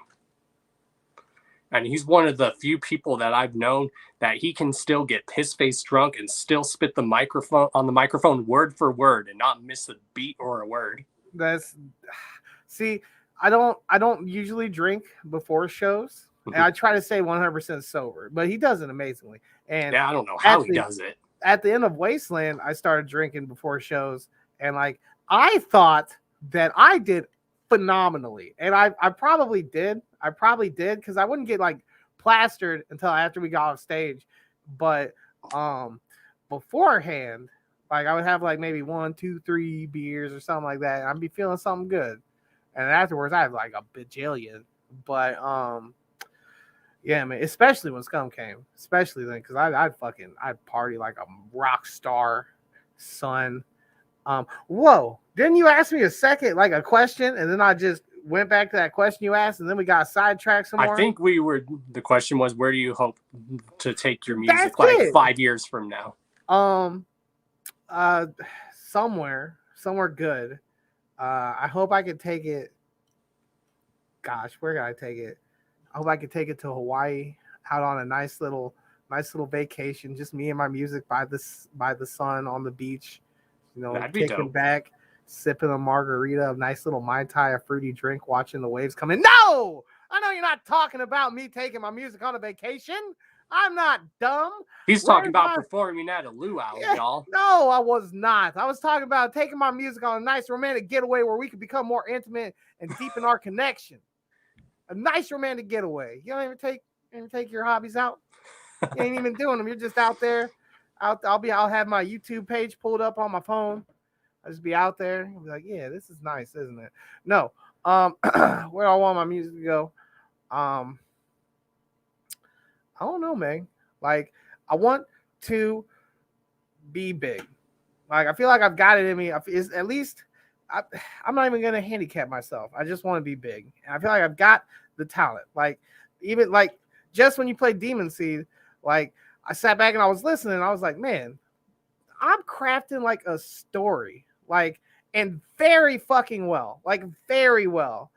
And it's just wild to me because like when I sit down to write, it just happens. Like, it just happens. Maybe it's because I've been maybe it's because I've been writing for so long. Maybe I've just entered into that point to where I'm just like able to tap into that shit when I do sit down to tap into it, because it has been a little bit for now, like maybe like 2 months since I put out a song, which I was doing one every week, but it's easy to get burnt out, might be the word, when you do so many in a row and they're all bangers. And then you sit down to write and you're like, this is good, but like every other thing has been better than this. So I'm not even gonna continue. But like, it baffles even me. Like, and that's not even being like big headed. Like some people are like, I'm so good, I'm always surprised. Like it that's literally what I'm saying though. Like I sit back and I'm listening to my music and like I'm like, well, damn, I would listen to this if I was still of age, first discovering myself in music. I would, man, this is something that like I would have bumped. And the only new person that I would consider that I've really found new, there's been a couple like in my adult life, but like in the underground like juggalo scene that I haven't been introduced to through like working and stuff, is AXE. And then when they came out, I was just like, oh, this is fucking dope. Like, oh yeah, those dudes are phenomenal. Their stage presence is phenomenal too. Everything there is phenomenal. They're just hands down one of the dopest things to happen in the underground. Now, some of them do be getting pretty wild on Twitter. Like, I know they gave props to the ICPs a few times, but one of them said, "Don't worry, the wicked shit is safe with us." It's like, hold on, you're still pretty new. Like, I mean, I know you've been doing it for a minute, but hold on, have you heard of ICP? They're fine. You don't, it doesn't need to be safe with you. They're even Esham's still going. So like give it like 10 years. Once the boys are 10, 20 years, you know what I'm saying? Then the wicked shit can be safe with other people. But for right now, it's fine. It's safe. I don't know if you saw it, but like the New Year's Eve show, that was the best I've ever seen ICP. Like the best. Jay was on point as fuck. Shaggy was on point as fuck, hands down. No fuck ups, not even one slip up. And I wish some of those motherfuckers that were hating, just that some of the other Patreon shows, like, oh, Jay's doing so horrible, blah blah blah. Man, Jay had a lot going on in his life, and they've been going on for 20 years. When you've been going on for 30 years, sometimes you do slip up. Because they have so much music, it's hard to memorize all that stuff. I could never do it. Everything can't always go perfect, and you don't know what's going on in any circumstance. You know what I'm saying? So like, but in any case, best I've ever seen them. Last thing, forgot what the fuck I was talking about that could maybe get to this point of talking about this. Yeah, but I'm still here. I feel you. You're just walking. You going on the road. You going on tour. I want to tour. That's where I want my music to go. I'm still going. I want to do tours. I want my music to be big because I do have the talent. I do. I think you do too. You are very talented. I like what you're going with, and all I gotta say is just keep up the great work, man. Well, thank you, sir. I shall.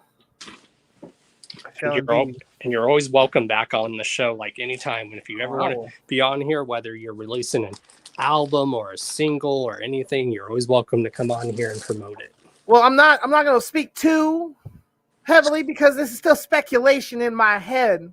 But I feel like the universe has offered something upon to me in the forms of my music. And I think it's weird how at track number 13, I stopped putting out songs. And 13 is one of my lucky numbers.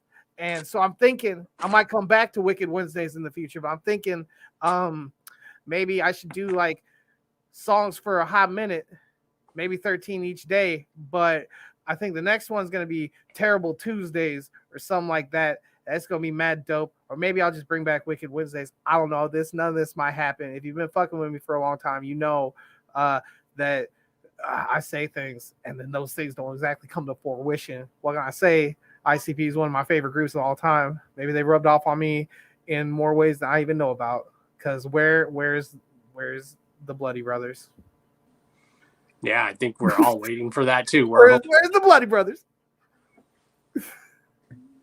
Oh yeah. But yeah, so new music coming soon, and if I ever got anything big to drop, I will for sure put you in the people that I hit up. I'll be like, "What up, dude? How you living?" Oh yeah. I guess we'll even now play another song that you dropped 2 months ago, and that's the song "Pride." What's up here? That's an old one. No, it isn't. I'll tell you about it later. That's actually on my TV. That's I'm where looking my at good it. sound's coming from. I'm looking at it too. I see it. It's very cool. Also, I have, if you ever know anyone who wants to do like logos for you or anything, just hit up my dude. He's done like my logos that you see here in the corner. Hit up Lakeland on Instagram. He does phenomenal artwork. All right. I will. I actually, I probably won't, but I'll let some people know if they need them because I'm super lazy. But I do all my own shit. Like I've been doing Photoshop my whole life, damn near. Yeah, especially if you want to like build that to like a really cool level, definitely hit him up. I actually might though, because like, or he'll hit you up either way. I actually might hit him up for real. Because he's done artwork for everyone. He did artwork for Isham. He's done artwork for Project Born. Like Project Born's like release that they dropped on Halloween. He did the album artwork cover for that. Really? Yep, and he's done my artwork here that you see in the corners of the screen. Merchandise, that's what we need. I know we need merchandise. And you know what? Does he like draw? Did he draw these things? He's actually a pretty he artist. draws them and he'll like send it to you, and then he'll say you can put that on a shirt, whatever you want to put it on, and it's all up to you. I might need something. I'm thinking about it because I can't draw. That's my one flaw in my creative arsenal is I can't take what's up here and put it on a pad or anything like that. I know, that's like me. I can get creative in the head, but then when I try to draw it down, I can't do it. There it is. That's it. Like basically, you can tell him anything you want in your head, and he'll like nail it perfectly. All right, I'm gonna give you a test. If you want to work with me, you gotta draw a penis coming out of a coconut, and then at the bottom it's gotta say "I'm coconuts." Oh, I'm coconuts. Two coconuts, one banana coming out, but at the top it turns into a penis. I'll put it on a shirt. I'm coconuts for Big Chronic. I'll put it on a shirt. That's a dope. That would be a funny shirt to wear. That's it. I'm coconuts. So what would you say, like if you want to give a little info, what would you say about this song Pride before we play it? Oh, you want that? That's actually a song from a scrap thing I was thinking about doing. I never told anybody about. I might still do it, but I was gonna do a song for all of the deadly sins. That was gonna be pretty dope, quite honestly. And that one never got a name. It was always like I made it, and I was just like, Pride. This is the sin it is. It's Pride. And then that obviously didn't come to fruition. And then after I made Demon Seed, I was like feeling real lazy, and I was like, I'm never gonna put this out anyway. I'm just gonna put out Pride right now because it's hot. But a lot of people might not know that it's from like it starts as me and I rap. Oh, I was an ice cream man once upon a time ago. In any case, because I mentioned that in the very beginning, like I've been doing this since ice cream trucks. But in any case, it goes from me like in my most prideful egoic state to like the most exaggerated form of me, and then it goes from like a business type person in power into an exaggerated person of that. So there's actually two things there because I'm obviously not a businessman, but when I was writing the second verse, I was just writing the most prideful shit that you can, and that's what the song's about. It's about pride. It's all pride all the time. It's the most proud, and don't get me wrong, being proud of things you've done or accomplishments or stuff like that is fine, but it's why it's a sin is because when you become too enveloped in it, you turn into a demon. Mm-hmm. I mean, I could still maybe see you doing an EP of that and calling it the 7 Deadly Sins. That's what it was going to be called. Oh, it was going to be called the 7 Deadly Singles because each one of them was going to be released as a single. Who knows, y'all? Maybe he'll put that together eventually. I would definitely bump that shit. It was dope. it was a dope idea. But yeah, that's Pride. Hell yeah. So we're going to go ahead and play Pride, y'all. This is Pride by Big Chronic. Shit.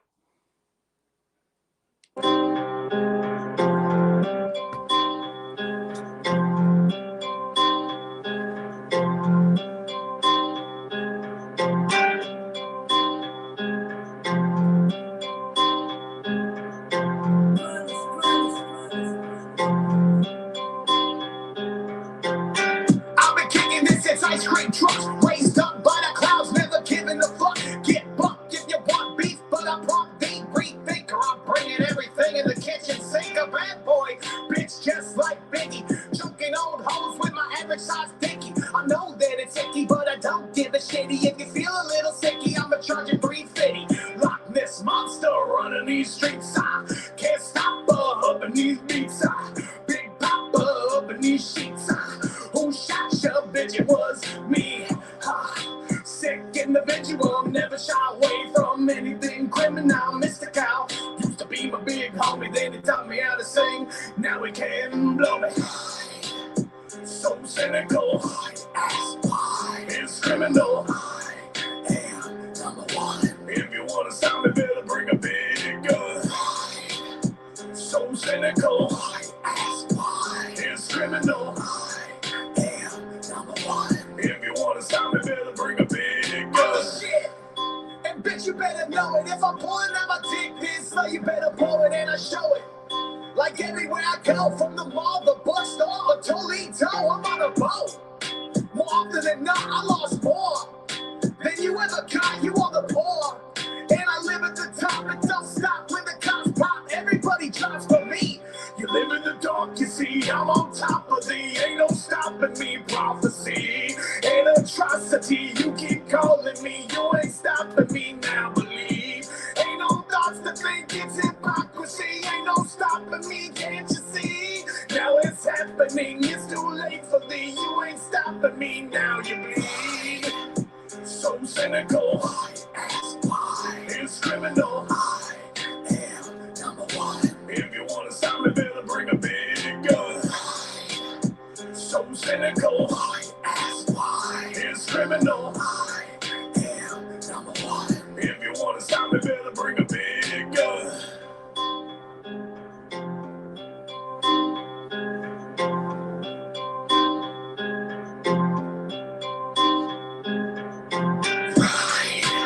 So cynical, ask why it's criminal. I am number one. If you wanna stop me, better bring a big gun. So cynical, ask why it's criminal. I am number one. If you wanna stop me, better bring a big gun.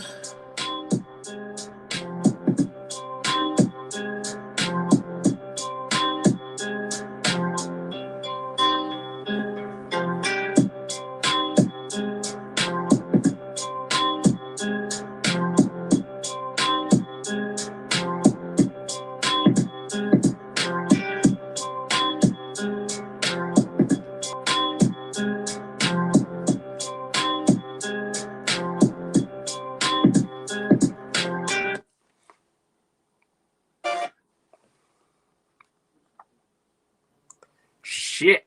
That's one thing I love about your music, bro. It is so energetic. Well, thank you. I just didn't realize that went on for so long at the end. Like, I knew that there was the break and then the next the next hook, but I had forgotten. Yeah, I love the guitar on that shit. I would have cut it just because that's you said it. My music is so energetic and like, I like it. And I like that how it starts out slow, then it picks up, then it slows down again. I like music like that. It's like a roller coaster. It's like a roller coaster. Fuck. I was trying to think. What's the next song you want to play? If there's any specific one you want me to play, I could definitely play that. Oh no, but I just want to hear what the next one you were gonna play was. I was gonna play. God, there's so many. There is, and some of them are really good. They're all really good, honestly. How about Meat Hook? That's one of the ones I was thinking about. Meat Hook's a good one.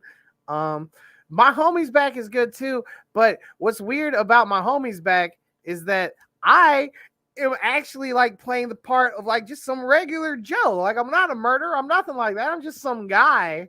I'm just some dude whose homie comes back. So my friend Joey, he's just the one doing all the murdering and stuff, and it almost makes it feel like the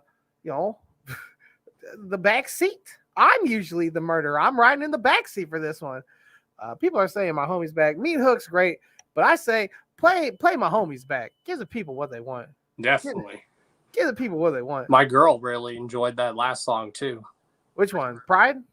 Yep, she said it felt short, but it left her wanting more, so she loved it. That's what all the women say. That's what all the women say about me. Felt short, but left me wanting more. Oh, could it have been longer? I'm like, nah.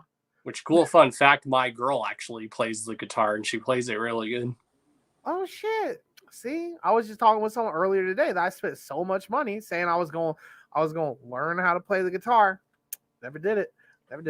I've always wanted to learn to play the drums because you can just go crazy on the drums. Mm-hmm.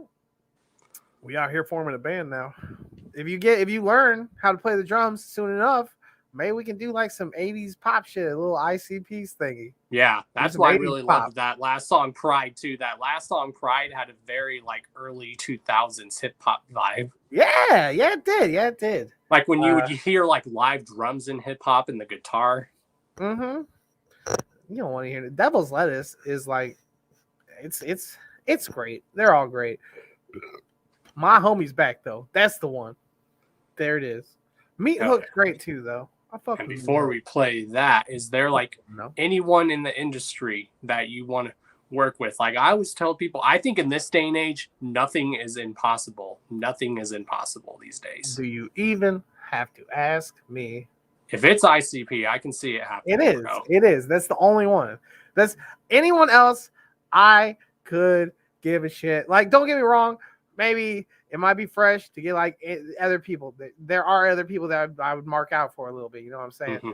As you said, as you bring it in the wrestling terminology, I'm going to turn heel. I'm going to go face. I'm kidding. I'm going to be me. I'm going to remain where I'm at.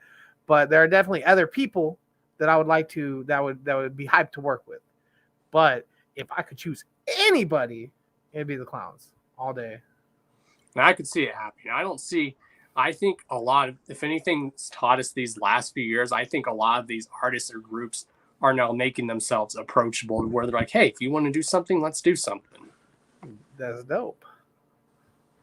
Just like I always tell people, like every artist that I've interviewed, they say they don't just play their role in this. It's people like us that review their music or have that come on so they can promote themselves. We play our role too. Oh, definitely. 100%. Hell yeah. And that's why in the community, I'm like known as like the Karma Millionaire, because I like to help people out and get people that shine, and I never ask for anything in return. I've just always been like a humble dude. I fuck with the Karma Millionaire. And when I hear talent, I'm like, yes, a lot of people need to know about this dude or this person. Mm-hmm. And I like to promote people like that I know deserve that recognition, and that I can see that hunger and that drive, and I see that in you, and I can hear it in the music. Thank you. I was like, this dude's going places. Thank you, sir. Even if I have to help promote this dude like crazy. Thank you. If you need a promo team, bro, I got you. I could use help promoting myself better. In any case, like part of like what keeps on driving me, not only the fact that it's been my passion like my whole life, like the only thing, like there's other things I could do, like I could do computers. That's always my fallback. I've always been super good with computers. I can learn to code, you know, right as soon as you get done. That's $60,000 a year, easy as fuck, done deal, bada bing.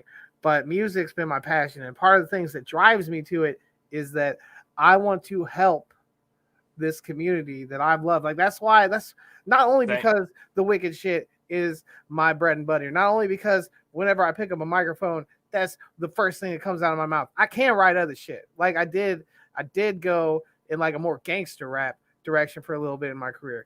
But the thing that really one of the things that drives me to keep doing music is the fact that I want to help this community thrive. Like I want to add to it and bring motherfuckers something else they can pump, something dope, and like maybe motherfuckers will feel me outside of our community and be like, maybe I could even be someone's first introduction into this type of shit. Mhm. But I want to help. I want to be around to help this shit not continue to grow and continue to thrive and continue to be like what it is. Because last year's gathering, like after the seminar, there was like kind of a weird vibe shift almost for a little bit. Because like Jay's Heart started going around the news, and then people started thinking, well, shit, this without ICP could like stop being a thing. And then like maybe not next year, not the year after, not 5 years, maybe not even 10, 20 years. But eventually they'll stop. Exactly. And- That's why I was glad that this year's gathering, there was like a lot of my homies that were playing at this gathering, and it was made me proud that to see them get that spot that they deserve. I'm like, yes, you Right. deserve this because of all the hard work you've been doing. And then they would tell me after their sets, they were like, bro, I wouldn't have gotten here if it wasn't for you. And they're like, thank you. That's it. That's beautiful. But like I was also trying to fuck this this interview chick. Like I'm gonna be straight. That's probably what was going on. Like I was hanging out with her a lot. She was going around recording people, and like it was her first gathering, and she only partially knew ICP. So I was kind of like, "Yo, you're pretty hot, and you're kind of cool. I'll teach you about ICP and stuff like that." And I did. And then she was interviewing people, and sometimes she would say some dumb stuff, and I'd be like, "Bitch, slow your roll." But like towards after the seminar, I was rolling with her, and like we were doing interviews on people, and like some of these people that you never expect to cry started like crying because they were like, this is the only, like, this is my family. This is it. This is my family. And this is my family reunion. And I come here once a year, and like, this is my family. Like this, I've known this. I've been here with this dude every year, one week. And like for like 20 years, some people. And like, it's heartbreaking to see these people, like my family, this is all they got. This is some people, this is all they got. Hell, I'm not far away from it. The only living blood member of my family that I would really say, oh yeah, that's my family, is my mother. This is not far from being all I got. So like, it's a drive. It's a drive to want to help the Juggalo family, the Juggalo community. It's a drive in me. Exactly. And I That's can't why I put it tell down. people I've been in this like underground Juggalo community for so many years. I just like have a passion for it, and I like to help put people on that have that drive. Right. Like I tell people, if I get something back in return, cool. But all in all, I never ask for anything in return. I'm like, no, I'm just here to help you out because that's what I like to do. Yeah, and that's what doing good things just in life and in general as a human is about. Just putting good out there, doing what you can. And they just for say if you people. just continue to work hard, good things are rewarded to those who work hard. That's what I hope. That's what I hope. Because I'd like to be main stage as well at the gathering. And I'd like people to know me. Before we play a song, I'll say this tad little bit. At the New Year's show, one of the freshest things that happened, there's so many fresh things happen, but I look down off the stage, and this dude is just standing there. He's going crazy. He's loving everything. And I look at his mouth, and he's saying the same words as me. And I was just like, whoa, hold on. This motherfucker knows all my songs. He's drunk as fuck, so he's kind of stumbling a little bit. But he knew it. I was just I know, like, and that made you probably like, wow, this is awesome. yeah, that's my dude. That's my dude right down there. There he is. I had other fans come up to me and shit. Some people came up to me saying they loved the Wicked Wednesdays and they got hyped every time and listened to it with all their friends. And I was just like, damn, that's awesome. That I'm building like things that people can get, you come together with your friends. Hey, Big Chronic about to drop a track. Hey, let's watch this shit. Let's listen. And that's so fucking fresh. It's so fucking fresh that I can hear those stories and see these people and these experiences. And I know that just like music for a lot of the other artists, music is almost like your therapy too. So since it's been therapy for you and it's also therapy for us, we want to say thank you for giving us the therapy as well as it probably being therapy for you. No, thank you. Like without people listening, I probably wouldn't do it. But I probably would here and there, but like not as serious as I have been. And like I wouldn't feel like so called. Like you can be good all day, but if no one listens, you're eventually going to get tired. You're gonna tire of it. I've been there. I've been in good rap groups that like, nah, just no one listens. Yeah, I've had points where I was gonna stop doing the show, and everyone's like, "No, you're the one where I go to for news, and you just help promote some of the most awesome people." And they're like, "You make your interviews very laid back and chill. You're not like those interviewers where they pressure questions." And I think that's why a lot of people recommend to come on my show, because they're like, wow, these interviews are just laid back and chill. That's awesome. It's a cool ass interview. And any interview I've done, like, I'm obviously not your normal run of the mill motherfucker that does interviews. Like, I'm chilling. I got a personality. I don't know. I watch interviews. Some people chilling have personalities. What am I even saying? But like, yeah, when I do interviews, I don't really like to be pressured. I usually let the host go. So it's pretty cool. They were like, you control the flow of this. I was like, I haven't heard that in a while. Yeah, and I've watched people when they've done interviews where they don't make that artist like the main focus. I'm like, no, if you have that guest on your show, your guest needs to be that main focus. And that's one thing I've always made happen. Definitely. And I appreciate you, and I thank you for everything you're doing, man. It's an honor. It's an honor. That's why my goal is to eventually do like in-person interviews. Like eventually I want to get a good setup, like to where I will be like sitting across the table, and then like, who knows, maybe someday we'll get a big Chronic interview with you and we're just sitting literally across the table from each other, talking into a microphone, passing the joint to each other. Oh, it's going to happen. I believe in it. I believe I'm going to be doing music for long enough, and you're going to be doing this, and you're going to take off, and I'm going to take off, and we're going to link up again. You'll be like, remember back then? Look at us now, motherfucker. Oh, yeah. I've watched people like where I'd become their very first interview, and they never forget. Like every time when they do interviews now, they always will shout me out because I was like one of the very first people like to give them an interview. For sure, man. For sure. Hell yeah. Play a song. Play a song now. All right. This is My Homie Is Back, y'all, by Big Chronic. This is the best one. I mean, maybe not the best one, but this one's really good. Get hyped in the chat again, y'all. Here we go. 3, 2, 1.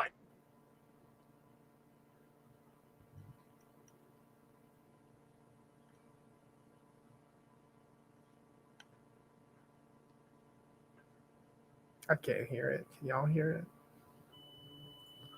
This one over here. I'm gonna have to pretend. I can't.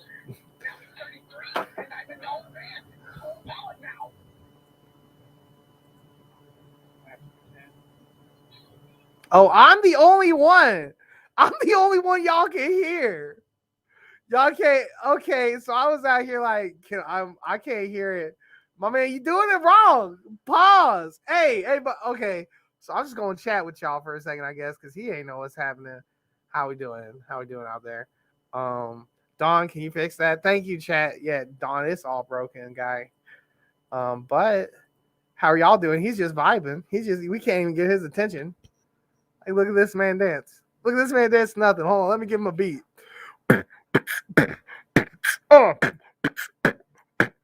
Go, Donald, go, Donald, go. Go, Donald, go, Donald, go. Don K.I. What? Yo, get it up now.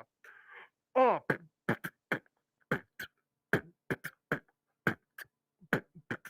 right, he knows. But he already did, so I guess that's why. There you go. I just realized I muted my own. Yeah, you did. Yeah, you did. Yeah, I had the beatbox for you. I don't even beatbox like that. All right, y'all, we're gonna restart that. I don't want you looking stupid dancing to nothing for too long. So, my bad. I got you with the hot beatbox skills. All right, y'all. Again, this is My Homie Is Back by Big Chronic. Watch him do it again. Watch him do it again. Oh my fucking God. What the hell? Hold on. All right, I got it. Here we go. Here we go. Got it. All right, y'all. Here we go. Whoa. Only on the Hours of Chaos podcast.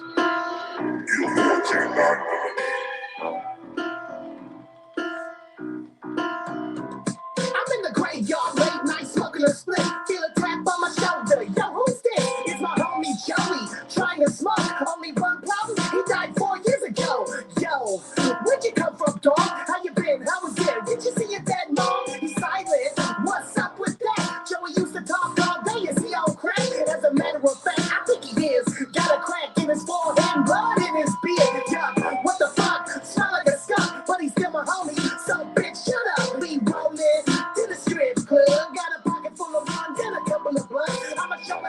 be the time of his life. At least it would be if he hadn't have died. Yo, my homie's back. Got a couple years ago, but bitch, fuck that. I said, yo, my homie's back.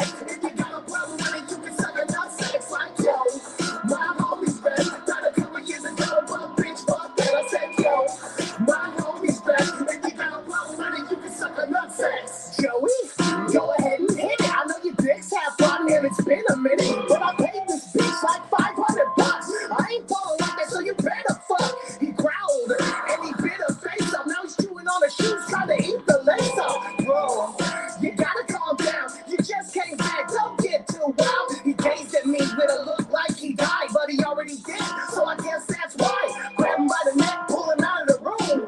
Up against the wall now, what you gonna do? Who am I kidding? I can't stay mad, so I let him go finish up the bitch in the bag. That's my homie, he can do what he want. Maybe when he's done it, let me fuck the slut. Yo, my homie's back. Got a couple years ago, but bitch, fuck that. I said, yo, my homie's back. If you got a problem with it, you can suck a nut sex like yo. My homie's back. Got a couple years ago, but bitch, fuck that. I said, yo, my homie's back. If you got a problem with it, you can suck a nut sex. It's been 2 weeks since Joey came back, and I gotta be honest with you. Shit's whack. He ate my dog. He ate my cat. My neighbor Dave caught him chewing on his doormat. Called the cops, and they thought it was me. But eating doormats ain't illegal, see? So all of that shit was cool. But he left the dead body floating in my pool. And I'm living in an apartment complex. So this is making my life complex. He's gotta go anywhere fast. Took him back to the cemetery in a dash. Put him in his coffin, threw the dirt on him. Said a couple words and put some holy water. And Joey, one last thing. Stay your ass down, don't bother me. Yo, my homie's back. Got a couple years ago, but bitch, fuck that. I said, yo, my homie's back. If you got a problem with it, you can suck a nut sex like yo. My homie's back. Got a couple years ago, but bitch, fuck that. I said, yo, my homie's back. If you got a problem with it, you can suck a nut sex. God damn, boy. There's another good one. There's another good one.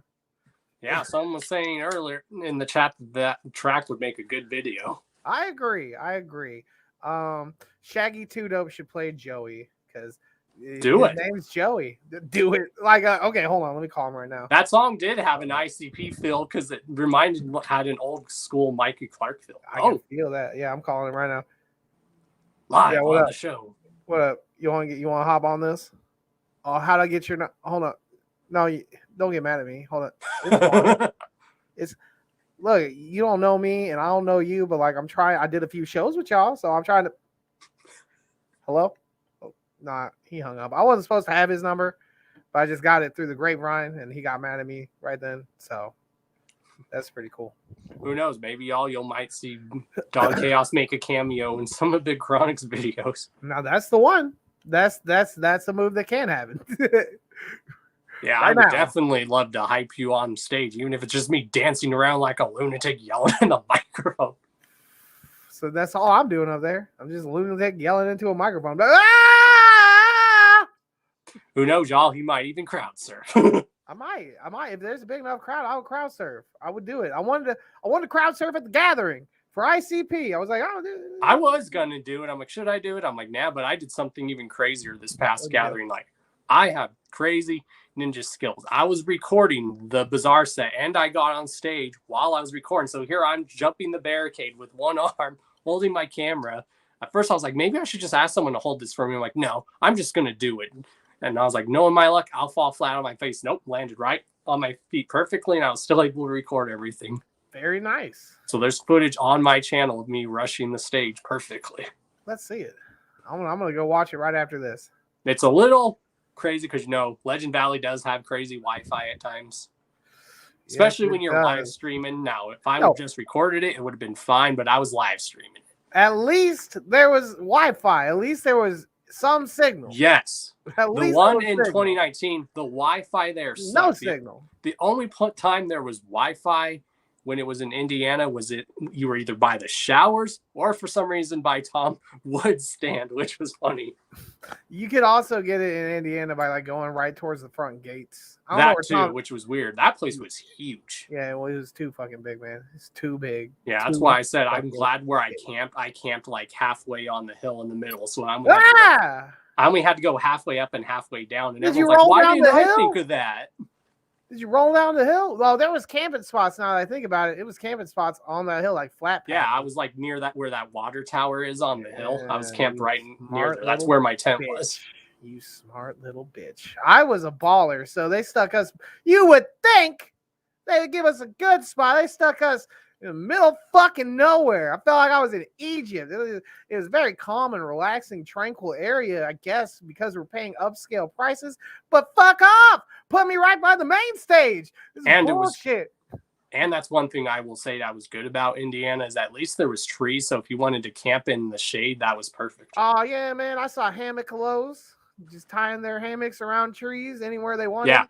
I Oh, went to my snap. first gathering in Ohio, and my homie was all just sleeping on a hammock, but then he was so fucked up he like fell out of the hammock, and we were all just laughing at him. There you go. Luckily, he didn't fall too far. He didn't fall too hard. Yeah, he's like, oh, Gotta he catch- just starts laughing hysterically. Got to catch him next time. I will. I'll catch him. The chronic crowd crush. Now, there's a good tradition for shows. Just crush them, make them dead. That is a good tradition, though. I fuck with it. Yeah, I remember when I moshed one time, and I was like, you know what? It's the last night of the gathering. I'm just gonna mosh. Screw it. Yeah, I only mosh. I only get. I would not get in a gathering pit. I lie because I end up there. Everyone like I just end up there because when ICP's on, I'm gonna get in that crowd, man. I'm gonna be in that crowd. And I'm gonna let it like even if I'm off to the side, I'm going home. I'm on my fucking way. I might be old and my knees might be starting to be bad and it might ache a little bit tomorrow. Get moshing with some of these young little whippersnappers. Well, in and here. because some of these young whippersnappers don't know how to mosh properly. That's fair, but it's Like old I've seen people out some here. people like go. I was like, no, you're not supposed to literally hurt the person. You're just supposed to bounce off of them, and if they Yeah, fall, hurt you 'em. lean over and help them up. Yeah, that's it. That's it. Like I've watched people try to stomp people out when they fall. I'm like, no, that's not how. Not at the moshing works. gathering. I was like, no, that's not how it works. You lean over and you help them up. You didn't see that at the gathering, though, did you? I did, and we like pushed that person out of the mosh pit. We're like, no, this My person has no business God. moshing, and we like pushed them far in the Yeah, crowd. mosh him out of there. Yeah, that's exactly what we did. We moshed them out there. I'm like, no, you don't try to stomp the person out, you dummy. Fuck that shit. And I've seen people like get crazy in the mosh. Like one of my homegirls, she can like hold her own in the mosh. She's really dope. Mm. Like it was the last night, and she's like, bro, let's just go in the mosh pit. I'm like, all right. I was like, hell, it's Jedi mind tricks. Fuck yeah. my. Who's not going to want to mosh to Jedi mind tricks? 2014 gathering. There was like me and like 30 people watching Onyx. It was pretty cool. I don't even know why that memory came up. I think I tried to start a mosh pit, and there was only like, it was not happening. It was only 4 people there. It was 30, but still. My lady said some Nazi punched her in the face at a show one time. Well, I would have beat that Nazi up. Goodness, what kind of show was this? Where are Nazis at shows? Well, you know how they always say in punk rock things, if you come to a punk show and you're wearing a swastika, you're automatically singled out. So As they like you? no, you're Oh, singled okay. out, which means if you jump in the mosh pit, people are like gonna go, get out if you're a Good. racist piece of shit. I don't blame them. Good. Well, it was a punk show because like that makes sense at punk because there is like wow. Well, my weird girl said he conversation. did get what was coming to him. Good. Good. I'd beat him up too. Good. There's like weird racism that goes down at punk shows. I've heard, or racism is like part of it's. I'm not gonna say it's part of punk rock, but like a lot of like skinheads like punk rock, like the little skinny tweaker ones. Yeah, which I don't get. I don't get it either. I don't get it either. At least when racists come into ICP, because I've seen a few like racilos, fucking dick Same. wagons. But you know, eventually they're just gonna look at it and be like, hold on a second, I'm finally hearing what these motherfuckers are saying. It's finally coming around. Some juggalos will rock the rebel flag all day and then just blatantly ignore all of the other parts, and then some can just be racist as shit. But what happens is you either fall out or the racism falls out of you. Like, I ain't seen many racist juggalos nowadays, and maybe that's because I'm older now and I'm not hanging out with the youths who are still, you know, developing into whatever they will be in life. So maybe they're being a racist right now because they think it's cool or something like that, or maybe something happened to them. But yo, fuck that shit. Get over it. Stop being a bitch.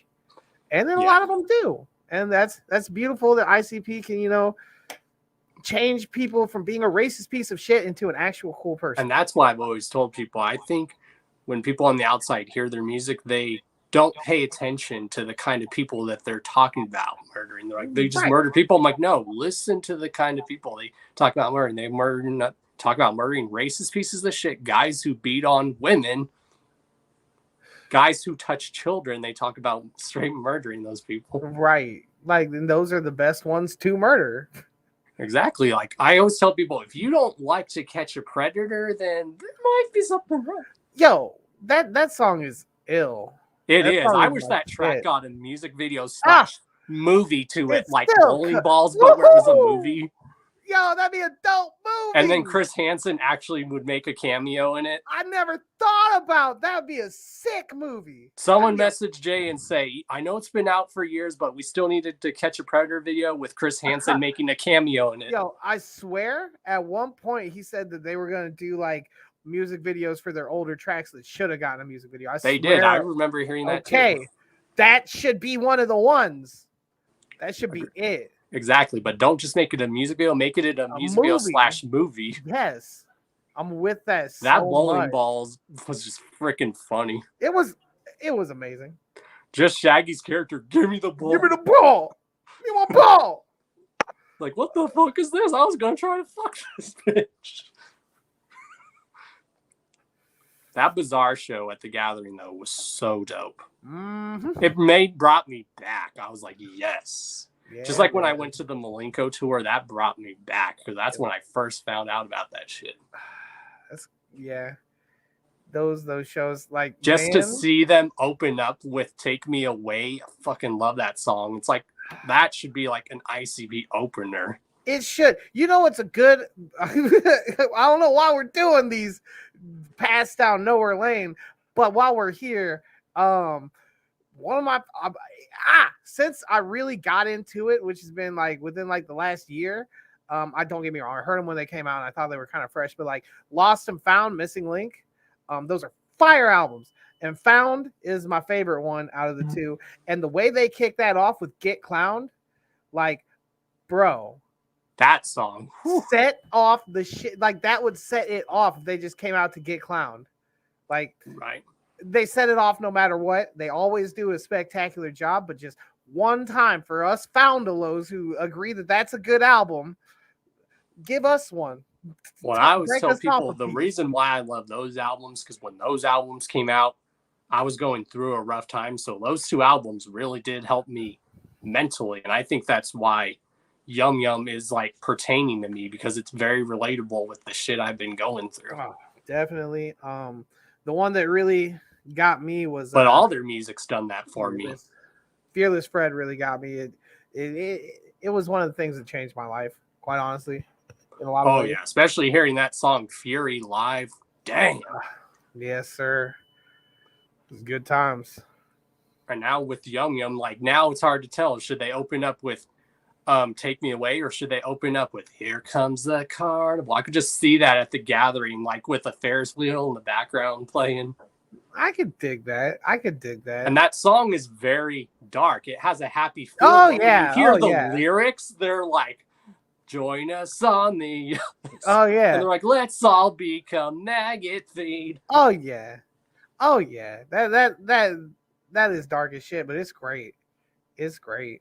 Because we all got to go. We all got to go, man. My favorite track off of Yum Yum is that song. Like, everyone's been telling me, see why, is that song Ain't No Time. That song is just so powerful. It has like a falling apart feel to it. Yes. Like when Jay's like really putting in his heart and his singing, it's like, yes. Mm. And it has like a mid 90s feel to it. Like, and that's what the guys, when I interviewed them, because I actually interviewed the guys that are featured on that song.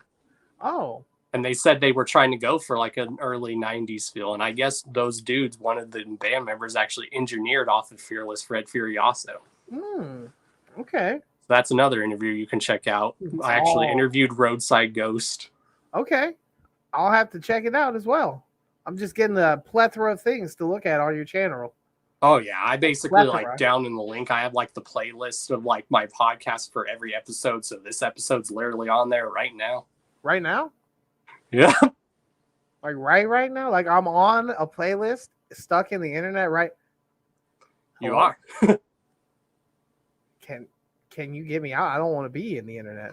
I want to be a person. I don't like this. And you're on an award-winning podcast. How does that make you feel? It feels good. Feels good. What award? I actually won the award for best underground radio /show/podcast last year. And everyone's like, if anyone deserves that, it's you, because for all the years that they've held those awards, I always made the polls, but I never won. And they're like, this year you deserved it. It just shows that if you work hard, it pays off. So hard work does pay off. Was it Fago Lovers? It was actually Replicon. There it is. And their awards are like so dope. They're like literally made out of glass and stuff. It's so fresh. That's fucking ill. That's fucking ill. Hell yeah. Well, congratulations. It makes me feel good. It makes me feel good. I'm on an award-winning podcast with an award-winning man. He's got an award for being handsome and one for having a neat hat and for looking like A&B. I actually do now when I look at it. Yeah, you do. Yeah, you look like Bones Dub just hung out with you and let him dress you up. He was like, oh, today you're going to be an A&B. Got to put your sunglasses back on, though. Yeah, I'd take them off for a bit. I feel you. Yeah, do you like have any plugins, or do you have any like last words like before we let you go? Well, like you could give more shout outs if you want to. Shout out to me for being here. Shout out to Don for doing it. Shout out to Nobody Man being the fucking shit for a long time. Shout out to Lady that's Chaos, my bro. Right? Shout out to Lady Chaos for marrying this goofy son of your bitch, and or whatever you have done. I don't know if you're married. You might be. Are you? Someday. Invite me to the wedding. I love weddings. I will. Okay, I'll come. It will be the wedding singer, but we'll have Big Chronic as the wedding yeah, singer. I'll be the wedding singer. I'll make a song for getting married. You can just do a reaction for both our family members and sing Demon Seed and watch all our family members be like, Demon Seed, get ready. Here comes the nerd side of me, like Game of Thrones. I was like, we're just going to play the Red Wedding at our wedding, and our friends and people I know that get the joke are going to be the ones freaking out in our family that are going to be oblivious. It's going to be like, what's going on? Oh man, I never watched Game of Thrones for real, but like anytime I hear Game of Thrones, like automatically in my head goes that South Park thing, like penis, penis, penis. No, it's wiener, wiener, wiener, wiener, party, party, wiener. It's a very good show, though. Trust me. I've heard, and I've tried to watch it. I when it initially came out, I was watching. I got to like the episode 6 or something, and now there's 600,000 of the motherfuckers, and I can't be bothered. I don't have time to commit to this shit. Yeah, that's like me. I have to like write down lists of shows. Like people like tell me, "Oh, check out this show or movie." I'm like, "All right, I'll add it to my list and watch it when I can." I put it on the list. There it goes. It's there. Fuck it. I've really been enjoying this new series of Dark Side of the Ring. This new season's been crazy. Ooh, I've heard of this. Like the newest episode is where they talk about the steroids scandal that happened in the 90s. That's their newest episode. It's happening right now. They always gonna be using. They're wrestlers, steroids and wrestling hand in hand. Yeah, when you watch some of those documentaries, it's very depressing. I was like, people don't give wrestlers a lot of credit. They go through a lot of shit. They fucking don't.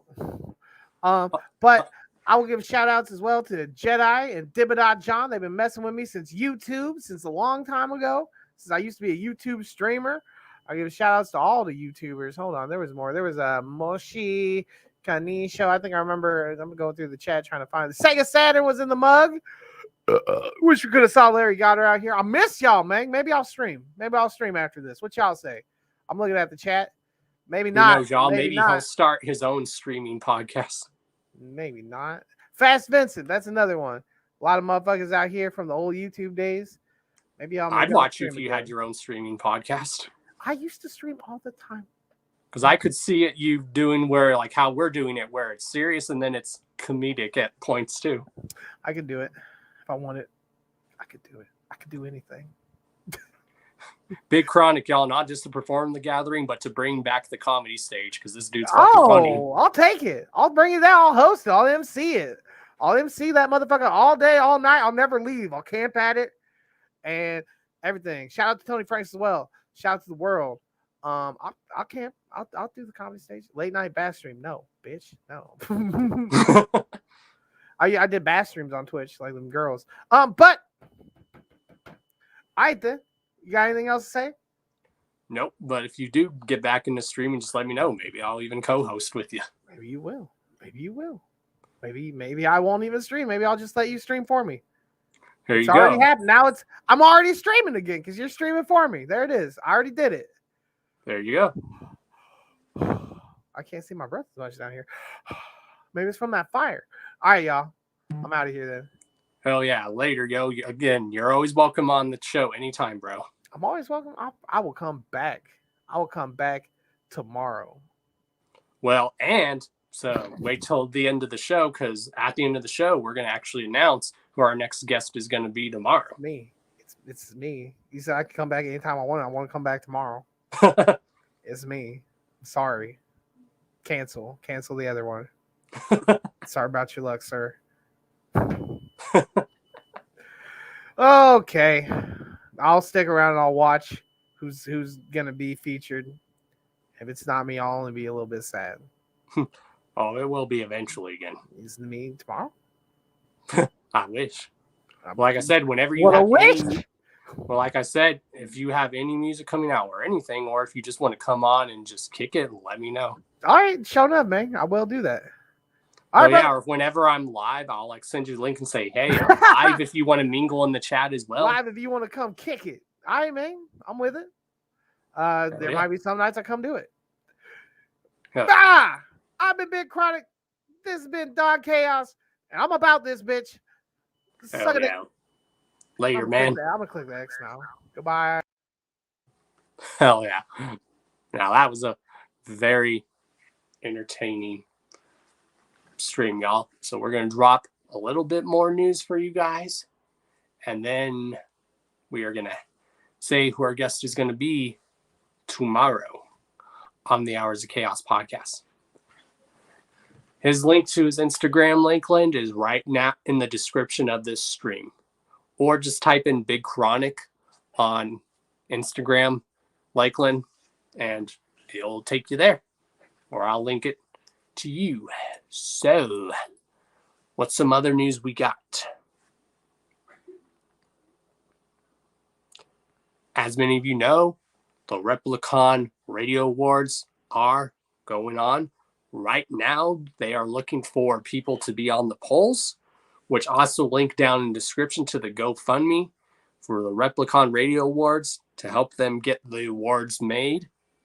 Because the awards that they made, like the one I won, those were not cheap to make. So there's a link down to their GoFundMe to help get the awards made. And right now, the categories are as follows. First, the most controversial one is the podcast YouTube show of the year, which is always the most controversial one. Again, I have no idea why that category is always so controversial, but you all know who's got my vote to win for podcast radio show. I won last year. My vote for this year goes to the Beastmaster show. There's quite a few shows that deserve to win. Like on my list is the Beastmaster show. the Deck One Delt. They deserve that award. Beneath the Dirt. But definitely the Beastmaster shows got my vote on this award, on this category. Again, I won this last year. Again, I don't know why it's the most controversial category that they do every year. Just ever since these awards have been inception, this category has always been controversial. Reasons why, I don't know. Maybe you guys can answer that for me. Other categories are graphic artist, design, artist of the year. Y'all know who's got my vote on this. Definitely go vote for Lakeland on this category. Definitely. The other categories are Underground EP of the Year, EP of the Year, as well as, oh, we already did that one, Event of the Year, Music Video of the Year, Underground Music Video of the Year, as well as Underground Album of the Year. There's a lot of people that deserve to win these awards for their hard work. Producer of the Year. You guys know who's already got my pick for Producer of the Year. It's Devereaux or Shaggy the Airhead. Especially Devereaux. Then there's Album of the Year. In other news, once again, still, Megadeth and Lamb of God are going on tour. This is a tour that I really, really hope to go to.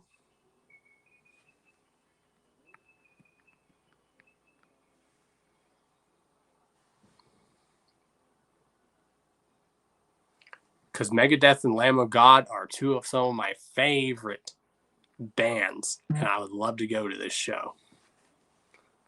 Also, to plug it in for the homies, now booking for dates for this year for tours and whatnot, hit up the homies Wicked Wood for inquire at wickedwoodsales@gmail.com. Also, there is another dope show tour that's going to happen. It's on the tour that's on the road to Knotfest. And who's going to be performing at Knotfest for this little tour? That is right. Of course, Slipknot and Cypress Hill. That is alone to go to that show is Slipknot and Cypress Hill, yo. Yes. Also, there's another podcast that you guys need to check out. Of course, Deck One Delt. But then the homie at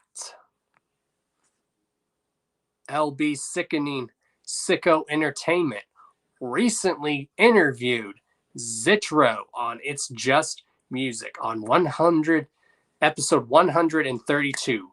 So shout outs to LB Sickening Sicko Entertainment, who's usually here in the chat. Shout outs to him. He does very dope interviews as well. His recent interview, he just interviewed Zitro, which of course you know, we've had Zitro here on the Hours of Chaos podcast. And the one thing about my guests is, like I tell them, they're always welcome back on the show anytime.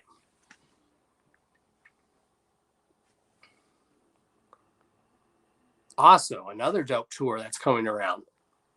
One of my favorite rappers, Ritz, the Loud and Clear tour is going down. I'm definitely excited for this tour as well because Ritz is dope. Also coming in February, ABK is doing his Valentine's Day show, which a lot of my homies are playing that show. Like Razor of LSP is playing this show. Jay Bazaar is playing the show. A lot of people are playing this show, and it's at the Summit Music Hall, and it's February 11th.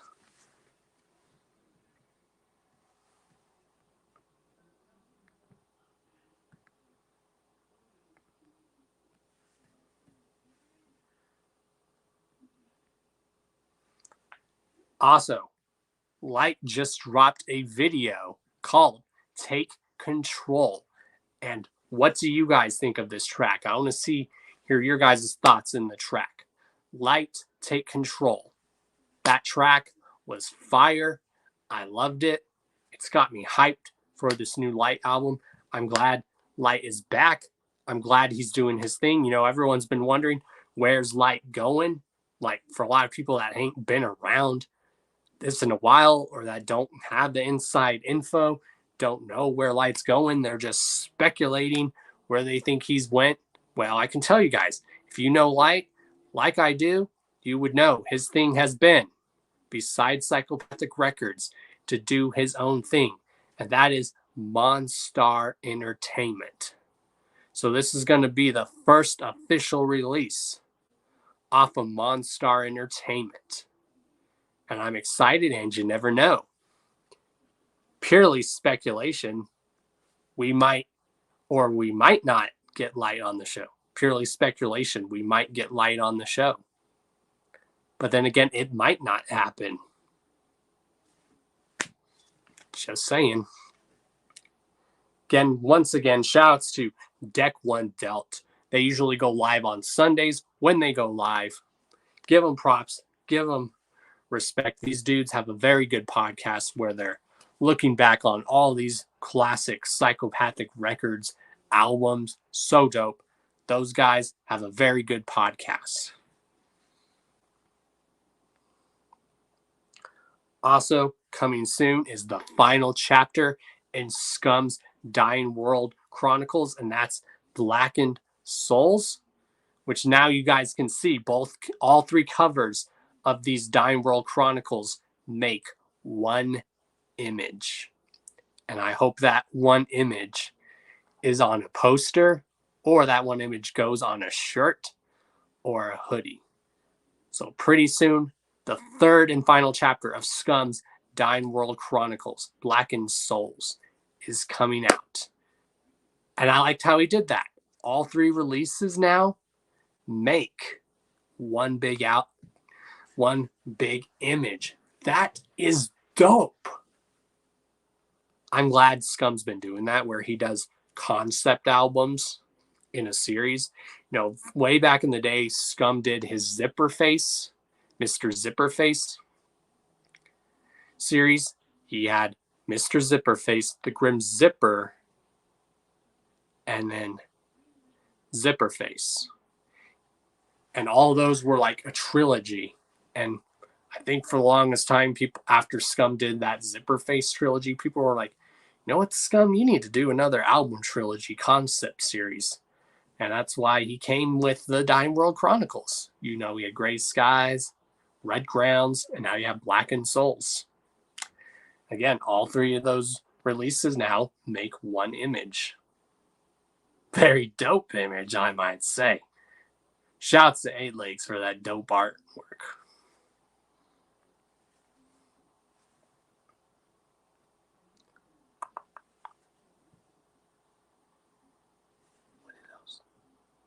Oh, and stale news. So for those that are wondering, due to the winter storm that's going on in the East Coast right now in New England, the Juggalo Jump Off with DJ Clay and Misery has been postponed until March 3rd or the 6th. So that is stale, but you know, you can't control how the weather is. Hopefully the tickets y'all buy will still be able to give you access to the show. I don't know. I'll have to hit up DJ Clay or Misery and ask them.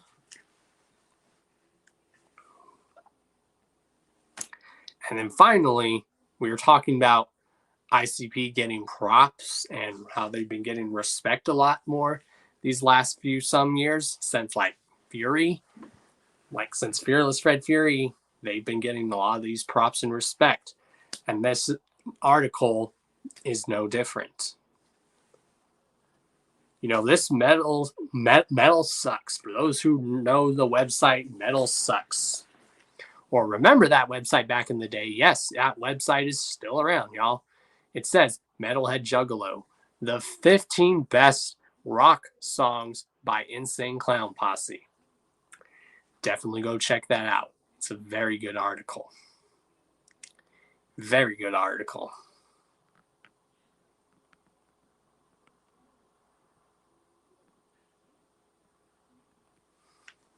And do we have anything else? Oh, yeah. We have an announcement on who the guest tomorrow is going to be on the Hours of Chaos podcast. Some of you guys already know. Some of you guys are just going to be seeing for the first time who the guest is going to be. I don't know who's live on Twitch right now, but if DJ Clay's live, let's go raid DJ Clay's live to show love and respect, because that's what a raid is on Twitch. It's you like showing love and props and going on someone else's stream. So if DJ Clay's live, if anyone's watching on Twitch, let's hit the raid DJ Clay's stream. Much love to DJ Clay. Armed Robbery, AR Entertainment.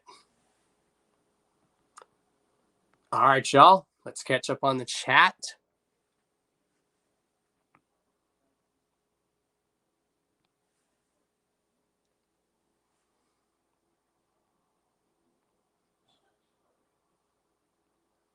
Is he still on? Oh, you hit the link to his YouTube channel. Thank you, Noel. Yes, shout outs to LB Sickening. Again, he recently interviewed Zitro. His show's really good. I actually have future plans to be on his podcast as a guest somewhere down the line. Like I said, I'm trying to really reach out to people and collab with people more. Like you guys saw my collab that I did with DC Feo Guy this past Saturday. Or was it Sunday? It was Sunday. I'm trying to reach out to people for doing collabs like with live streams or videos. Because, you know, not a lot of people have reached out to your boy. So I've been reaching out to people like, you know what? Since some people aren't reaching out to your boy to do these reviews or whatnot, sometimes you got to kick in the door and tell people, hey, I want to do something with you. Don Chaos. If you don't know about it, and if they don't know, chat, let them know.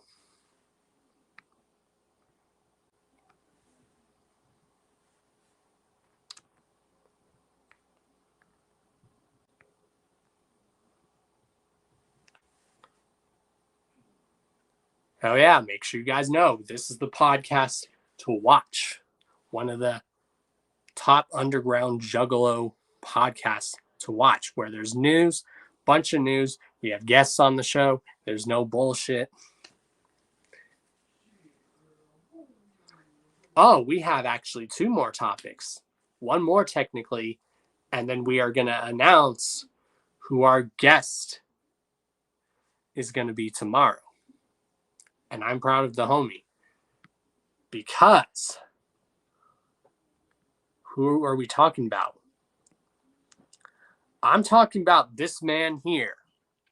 Some of you know this man as King ISO. Dude's got bars. He is signed to Strange Music. This dude has got bars. If you've ever seen this dude live, phenomenal live. If you like good conscious rap that comes from the heart and the soul and spits on real shit, this is a man you want to talk to. You don't want to listen to that bullshit rap. You want to listen to some truth shit and stuff that comes from the heart as well. This man right here. Why is this man the topic of the night? Well, he just released a new album, which I ordered and review for that coming soon. Because you guys know me, I'm going to get back into getting reviews and doing new music. Again, if you are watching exclusively on Carnival Spirits, super chats are welcome. Those super chats are going to go to future giveaways, y'all. Karma giveaways. But we will definitely be doing a karma giveaway tomorrow. Also, if there's anything you guys want to contribute to future karma giveaways, let me know. And we will do that. Like Lakeland won our last Karma giveaway, which was a hoodie that was contributed by Roxy Riddlebox. So Lakeland, you still need to send me your mailing info. I think I still have it, bro. Let me check later after this if I still have it. But yeah, super chats do go to future Karma giveaways, y'all. Also, for any of my guests that have been on past, if there's anything you want to send and contribute to future Karma giveaways, let me know. Or if there's something you want to send to your boy as a gift for having you on the show, just let me know. I do have plans to get a P.O. box. But again, why is King ISO important? Well, drum roll. This man, for his latest album, Get Well Soon, just reached 3,702 and 18 streams, y'all. Holy shit. Congrats to the homie King ISO for that. Hell yes. If you guys have not heard of King ISO, you really need to. You do. Again, someone clip that and send this to King ISO, telling him congrats from the Hours of Chaos podcast. Congrats to King ISO on that. He's actually someone that I have plans to hopefully get here on the show too. ISO soldiers. All right, y'all.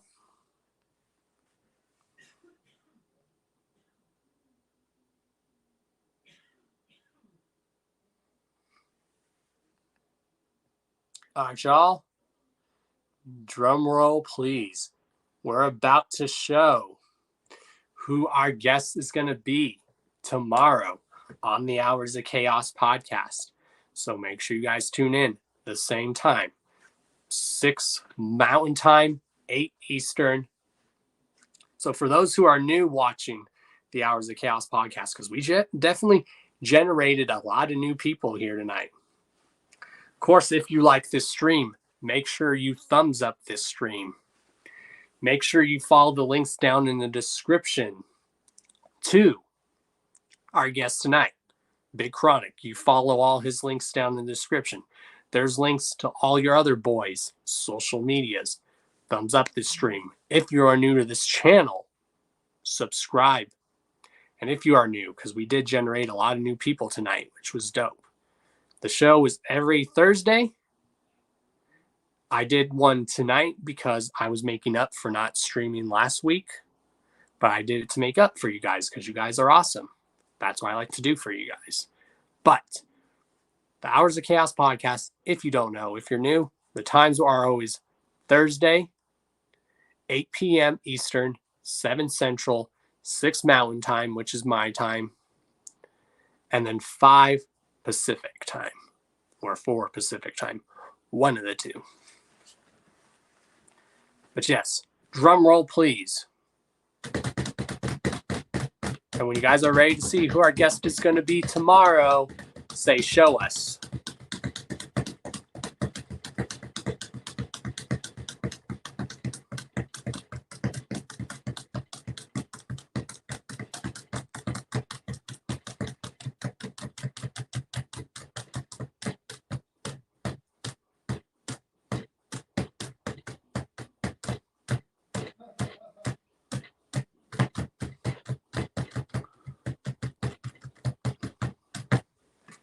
All right, our guest.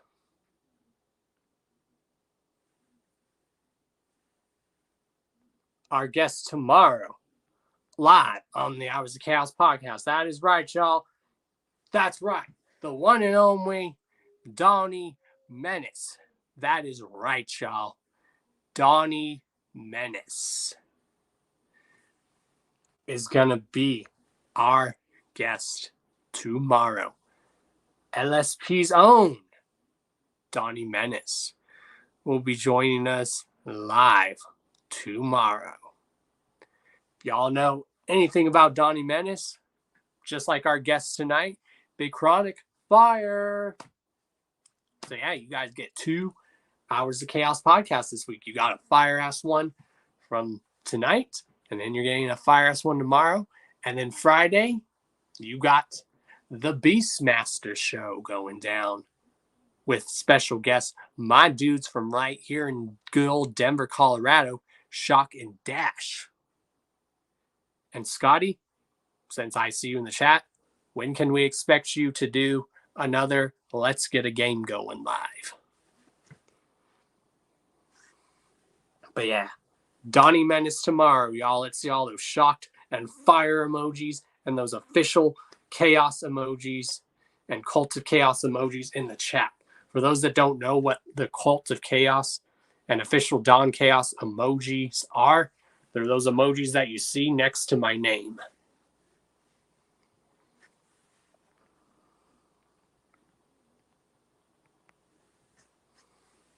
But yeah, we are going to be joined by Donnie Menace tomorrow.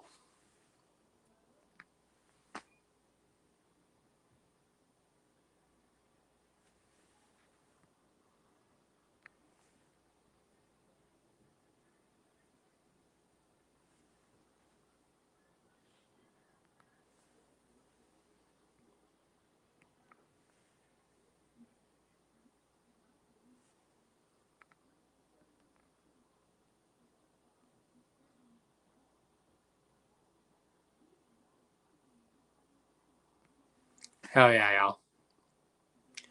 All right, y'all. And I'm going to go ahead and sound off. So everyone get ready in the chat. You guys already know who I am. I am Mr. D to the O to the N to the C to the H to the A to the O to the S. Your friendly neighborhood JUGGALO. The Karma Millionaire. If you don't know, now you know. And if you still don't know, chat.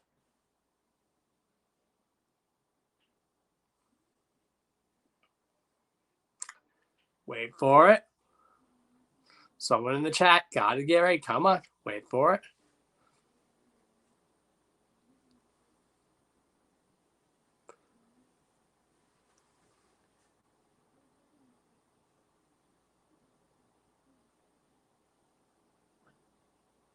Let someone in the chat say, come on. D to the O to the N, yes, but how's it going? If they don't know, then what? Yes! Woo! Exactly.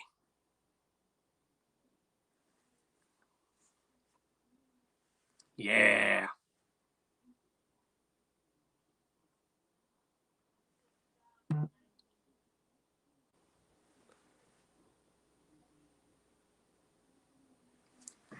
All right, y'all.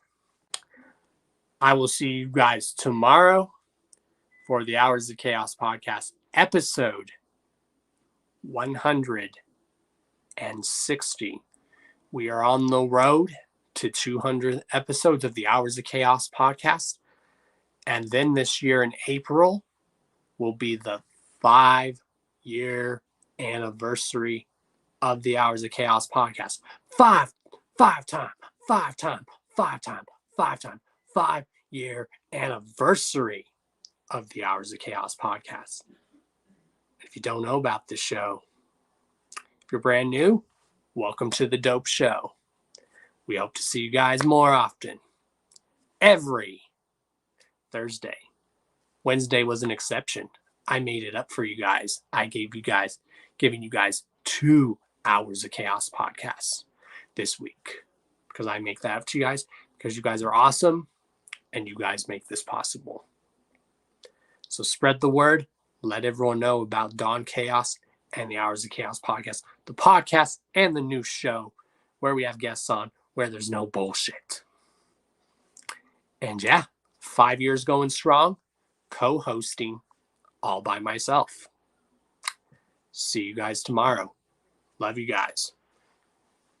The Don signing out.